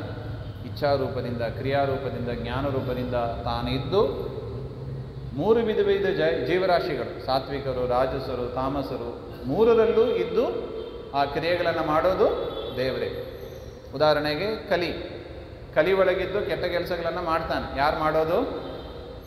ದೇವರೇ ಮಾಡೋದು. ದೇವರೇ ಮಾಡೋದು ಅಂದರೆ ದೇವ್ರ ಮೇಲೆ ದೋಷ ಬಂತಲ್ಲ ಹಾಗೆ ಅಂತ ಪ್ರಶ್ನೆ ಬರೋದಿಲ್ಲ. ದೇವರು ಹೇಗೆ ಮಾಡ್ತಾನೆ? ಅವನ ಸ್ವಭಾವಕ್ಕೆ ತಕ್ಕಂತೆ ಇದನ್ನೇ ಹಠವಾದ ಅಂತ ಕರೆಯೋದು. ಇದನ್ನೇ ಹಠವಾದ. ಹಠ ಅಂದರೆ ಸ್ವಭಾವ ಅಂತ. ಸ್ವಭಾವಕ್ಕೆ ತಕ್ಕಂತೆ ಮಾಡ್ತಾನೆ. ಅದರಿಂದ ಅವನ ಸ್ವಭಾವ ಆಗಿದೆ, ಅದರಿಂದ ಅಂಥ ಕೆಟ್ಟ ಕೆಲಸಗಳನ್ನು ಮಾಡಿದ್ದಾನೆ. ಗುರುವಾಗಿದ್ದು ಏನು ಮಾಡ್ತಾನೆ? ಉಪದೇಶ ಮಾಡ್ತಾನೆ. ಗುರುವಾಗಿದ್ದು ಉಪದೇಶ ಮಾಡಿ ಸಜ್ಜನರಿಗೆ ಸನ್ಮಾರ್ಗದಲ್ಲಿ ಹೋಗುವಂತೆ ಪ್ರಯತ್ನ ಮಾಡ್ತಾನೆ. ಆ ಪ್ರಯತ್ನವೂ ಕೂಡ ಅವನ ಅಧೀನವೇ. ಹೀಗೆ ಎಲ್ಲ ದೇವರ ಅಧೀನ ಅಂತ ಹೇಳಿದ ಮೇಲೆ ನಾವೇನು ಮಾಡಬೇಕು? ಮತ್ತೆ ಕೈಕಟ್ಟಿ ಕೂಡ್ಬೋದಲ್ಲ? ಹಾಗೆ ಅಂದರೆ ಕೈಕಟ್ಟಿ ಕೂಡಲಿಕ್ಕೆ ನಿನ್ನಿಂದ ಆಗೋದಿಲ್ಲ. ನೀವು ಬೇಕಾದ್ರೆ ಟ್ರೈ ಮಾಡಿ. ಮನಸ್ಸು ಎಲ್ಲೂ ಹೋಗಬಾರ್ದು. ಎಷ್ಟೊತ್ತು ಕೂಡ್ತೀರಾ? ಎಷ್ಟು ತಾಸು ಕೂಡ್ತೀರಾ? ಮನಸ್ಸನ್ನು ಕಂಟ್ರೋಲ್ ಮಾಡಿ ನಿಮ್ಮಿಂದ ಆಗ್ತದಾ? ನೀವು ಎಕ್ಸ್ಪೆರಿಮೆಂಟ್ ಮಾಡಿ ನೋಡಿ. ಆಗದೇ ಇರುವ ಕೆಲಸ ನೈಕಶ್ಚಿ ಕ್ಷಣಮಪಿ ಜಾತು ತಿಷ್ಠತ್ಯಕರ್ಮಕೃತ್ ಹಾಗೆ ಅಂತ ಕಾರ್ಯತೆ ಯವಶಃ ಸರ್ವೇ ಪ್ರಕೃತಿಜೈರ್ಗುಣೈ. ಎಲ್ಲರೂ ಒಂದಲ್ಲ ಒಂದು ಕರ್ಮ ಮನಸ್ಸಿನಿಂದ ಶುರು ಮಾಡಿ ಇಂದ್ರಿಯಗಳಿಂದ, ಶರೀರದಿಂದ ಕೆಲಸ ಆಗಲೇಬೇಕು. ಅದರಿಂದ ಕರ್ಮ ಮಾಡದೇ ಇರೋದು ಅದು ಸಾಧ್ಯನೇ ಇಲ್ಲ. ಇಲ್ಲಿ ನಮಗೆ ಹರಿಕಥಾಂಸಾರದಲ್ಲಿ, ಇನ್ನು ಬ್ರಹ್ಮಸೂತ್ರದಲ್ಲಿ, ಉಪನಿಷತ್ತಿನಲ್ಲಿ ಒಂದು ವಿಚಾರವನ್ನು ಹೇಳಿದ್ದಾರೆ. ದೇವರು ನಮಗೆ ಒಂದು ದತ್ತ ಸ್ವಾತಂತ್ರ್ಯ ಅಂತ ಹೇಳ್ತಾ ಇದ್ದಾರೆ. ಅದೊಂದು ಕಾನ್ಸೆಪ್ಟ್ ನಾವು ತಿಳ್ಕೋಬೇಕು. ಏನದು ಹಾಗೆ ಅಂತ. ದತ್ತ ಈಗ ನೋಡಿ, ಇಚ್ಛಾಶಕ್ತಿ ಅಂತ ಹೇಳಿದ್ವಿ. ನಮಗೆ ಇಚ್ಛೆ ಬರ್ತದೆ. ನನಗೆ ಕೈ ಎತ್ತಬೇಕು ಅಂತ ಇಚ್ಛೆ ಬಂತು, ಕೈಯನ್ನು ಎತ್ತಿದೆ ನಾನು. ಇಲ್ಲಿ ದೇವರ ವ್ಯಾಪಾರ ಏನು, ನನ್ನ ವ್ಯಾಪಾರ ಏನು? ಮೊದಲು ಇಚ್ಛೆ ಪಟ್ಟದ್ದು ದೇವರೇ. ದೇವರ ಇಚ್ಛೆಗೆ ತಕ್ಕಂತೆ ವಾಯುದೇವರ ಇಚ್ಛೆ, ದೇವತೆಗಳ ಇಚ್ಛೆ, ನನ್ನ ಇಚ್ಛೆ ಬಂತು. ಕ್ರಿಯೆ, ಇಚ್ಛಾಶಕ್ತಿ, ಜ್ಞಾನ. ಕೈ ಎತ್ತಬೇಕು ಅಂದರೆ ನಾನು ಏನು ಮಾಡಬೇಕು? ನಾನು ಕೈ ಹಿಂಗೆ ಮಾಡಿದರೆ ಕೈ ಎತ್ತಿದಂತೆ ಆಗಲ್ಲ. ಕೈ ಎತ್ತಬೇಕು ಅಂದರೆ ಹೀಗೆ ಮಾಡಬೇಕು ಎಂಬ ಜ್ಞಾನ ನನಗಿರಬೇಕು. ಆ ಜ್ಞಾನವನ್ನು ಕೊಟ್ಟದ್ದು ಯಾರು? ದೇವರು. ಪ್ರಾಣದೇವರಿಗೆ, ದೇವತೆಗಳಿಗೆ, ಅವ್ರ ಮೂಲ ನಮಗೆ. ಇಚ್ಛಾಶಕ್ತಿ, ಜ್ಞಾನಶಕ್ತಿ, ಕ್ರಿಯಾಶಕ್ತಿ. ನನಗೆ ಕೈ ಎತ್ತಬೇಕು ಅಂತ ಇಚ್ಛೆ ಬಂತು, ಕೈಯನ್ನು ಮೇಲೆತ್ತೋದು ಏನೆಂಬ ಒಂದು ಜ್ಞಾನ ಇದೆ. ಇದಾದ ಮೇಲೆ ಕ್ರಿಯೆ. ಕೈಯನ್ನು ನಾನು ಹೀಗೆ ಎತ್ತಿದೆ. ಅದು ಹೆಂಗೆ ಎತ್ತಿದೆ? ದೇವರು ಮೊದಲು ಎತ್ತಿದ, ವಾಯುದೇವರು ಎತ್ತಿದರು, ದೇವತೆಗಳು ಎತ್ತಿದರು, ನಾನು ಎತ್ತಿದೆ ಅಷ್ಟೆ. ತಾನು ಮಾಡಿಸುವನು ಅಂತ. ಈ ರೀತಿಯಾಗಿ ನಮಗೆ ಒಂದು ಸ್ವಾತಂತ್ರ್ಯದ ಒಂದು ಭ್ರಮೆ ನಮಗಿದೆ ಅಷ್ಟೇ. ನಾನು ಸ್ವತಂತ್ರ ಹಾಗೆ ಅಂತ ಮೇಲ್ನೋಟಕ್ಕೆ ಕಾಣ್ತಾ ಇದೆ. ವಾಸ್ತವಿಕವಾಗಿ ನಮ್ಮಲ್ಲಿ ಏನಿಲ್ಲ, ಸ್ವಾತಂತ್ರ್ಯನೇ ಇಲ್ಲ. ಸ್ವಾತಂತ್ರ್ಯ ಭ್ರಮೆ ಇದೆ. ನಾನು ಸ್ವತಂತ್ರ, ನಾನು ಬೇಕಂದರೆ ಕೈ ಎತ್ತಬಹುದು. ದೇವರ ಇಚ್ಛೆ ಇಲ್ಲದೆ ತೇನವಿನ ತೃಣಮಪಿ ನ ಚಲತಿ. ಮತ್ತು ದತ್ತ ಸ್ವಾತಂತ್ರ್ಯ ಅಂದರೆ ಏನು? ಮತ್ತೆ ದೇವರು ನಮಗೆ ಸ್ವತಂತ್ರ ಕೊಟ್ಟಿದ್ದಾನೋ ಅಲ್ಲವೋ ಹಾಗೆ ಅಂತ ಪ್ರಶ್ನೆ. ಸ್ವತಂತ್ರ ದೇವರು ನಮಗೆ ಕೊಡೋದೇ ಅಲ್ಲ. ನಾನು ನಿನ್ನೆ ನೋಡಿದ್ದೀವಿ, ದೇವರ ಧರ್ಮಗಳು ಅದು ದೇವರಿಂದ ನಾವು ತೆಗಿಯಕ್ಕೆ ಬರೋದಿಲ್ಲ. ನಮ್ಮ ಮೇಲೆ ಇರುವ ಬಟ್ಟೆ ನಾವು ತೆಗಿಬೋದು, ಆದರೆ ದೇವರಿಂದ ದೇವರ ಧರ್ಮಗಳನ್ನು, ದೇವರ ಗುಣಗಳನ್ನು, ಇದು ದೇವರು, ಇದು ದೇವರ ಗುಣಗಳು ಹಾಗೆ ಅಂತ ಸ್ಪ್ಲಿಟ್ ಮಾಡಲಿಕ್ಕೆ ಬರೋದಿಲ್ಲ. ಸ್ಪ್ಲಿಟ್ ಮಾಡಿದರೆ ನಮಗೆ ಕೊಟ್ಟ ಸ್ವಾತಂತ್ರ್ಯ ಅಂತ ಹೇಳ್ಬೋದು. ತನ್ನ ಪಾಕೆಟಲ್ಲಿತ್ತು ತೆಗೆದುಕೊಟ್ಟ ಹಾಗೆ ಅಂತ ಹೇಳ್ಬೋದು. ಆದರೆ ದೇವರಲ್ಲಿ ಸ್ವಾತಂತ್ರ್ಯ ಅನ್ನೋದು ಪಾಕೆಟಲ್ಲಿ ಇರೋದಲ್ಲ. ಅದು ದೇವರೇ. ಅದು ದೇವರ ಗುಣಗಳು, ದೇವರು ಎಲ್ಲ ಒಂದೇ. ಮತ್ತು ಕೊಟ್ಟ ಅಂದರೆ ಏನರ್ಥ? ಹಾಗೆಂದರೆ ಆ ರೂಪದಿಂದ, ಸ್ವತಂತ್ರ ಎನ್ನುವ ರೂಪದಿಂದ ತಾನು ಬಂದು ಕೂತ್ಕೋತಾನೆ ಅಷ್ಟೆ. ಈ ಶರೀರದಲ್ಲಿ, ಈ ಅವಯವಗಳಲ್ಲಿ, ಇಂದ್ರಿಯಗಳಲ್ಲಿ ಸನ್ನಿಹಿತನಾಗಿದ್ದು ಆ ಇಂದ್ರಿಯಗಳು ಕೆಲಸ ಮಾಡುವಂತೆ ಮಾಡ್ತಾನೆ. ಕೆಲವರಲ್ಲಿ ಹೆಚ್ಚಿನ ರೂಪದಿಂದ ಇರ್ತಾನೆ. ಬ್ರಹ್ಮದೇವರಲ್ಲಿ ಹೆಚ್ಚಿನ ರೂಪದಿಂದ ಇರ್ತಾನೆ. ಅದರಿಂದ ಅವ್ರು ನೆನೆಸಿದ್ದೆಲ್ಲ ಆಗ್ತದೆ. ಅವ್ರು ನೆನೆಸಿದ್ದೆಲ್ಲ ಆಗೋದು ಯಾರಿಂದ? ದೇವರಿಂದ. ಹೇಗೆ? ಸ್ವತಂತ್ರ ರೂಪದಿಂದ ದೇವರು ವಿಶೇಷ ಸನ್ನಿಹಿತನಾಗಿ ಇದ್ದಾನೆ, ಅನೇಕ ರೂಪಗಳಿಂದ ಇದ್ದಾನೆ. ಅದೇ ರೀತಿಯಾಗಿ ನಮ್ಮಲ್ಲಿ ಕೂಡ ಇದ್ದಾನೆ. ಆದರೆ ತಾರತಮ್ಯದಲ್ಲಿ ಕೆಳಗೆ ಇರುವವರು ನಾವು. ಸ್ವಾತಂತ್ರ್ಯ ನಮ್ಮಲ್ಲಿ ಕಡಿಮೆ ಇದೆ. ಇದು ದತ್ತ ಸ್ವಾತಂತ್ರ್ಯ. ಅಲ್ಲಿ ಹರಿತಾಂಸಾರದಲ್ಲಿ ಹೇಳ್ತಾರೆ, ದತ್ತ ಸ್ವಾತಂತ್ರ್ಯ ಹೇಳುವಾಗ ತಾರತಮ್ಯವನ್ನು ಹೇಳ್ತಾರೆ. ಬ್ರಹ್ಮದೇವರಲ್ಲಿ ಅನೇಕ ರೂಪ, ನಮ್ಮಲ್ಲಿ ಕಡಿಮೆ ರೂಪ. ಅಂದರೆ ದತ್ತ ಸ್ವಾತಂತ್ರ್ಯ ಅಂದರೆ ಏನೋ ಸ್ವಾತಂತ್ರ್ಯ ತನ್ನಲ್ಲಿದ್ದದನ್ನು ಕೊಟ್ಟುಬಿಟ್ಟ ಅಂತ ನಾವು ತಿಳಿಬಾರ್ದು. ಪರಮಾತ್ಮ ರೂಪಗಳಿಂದ ತಾನು ಇದ್ದಾನೆ ಅಂತ ತಿಳಿಬೇಕು ಅಂತ ಇಷ್ಟು ವಿಚಾರ ಬಂತು. ಅದರಿಂದ ಜೀವ ಶಾಸ್ತ್ರದಲ್ಲಿ ಹೇಳಿದಾಗೆ, ಪರಮಾತ್ಮ ಹೇಳಿದಾಗೆ, ಹರಿವಾಯು ಗುರುಗಳು ಹೇಳಿದಾಗೆ ತಮ್ಮ ಪ್ರಯತ್ನ ಮಾಡ್ತಾನೇ ಇರಬೇಕು.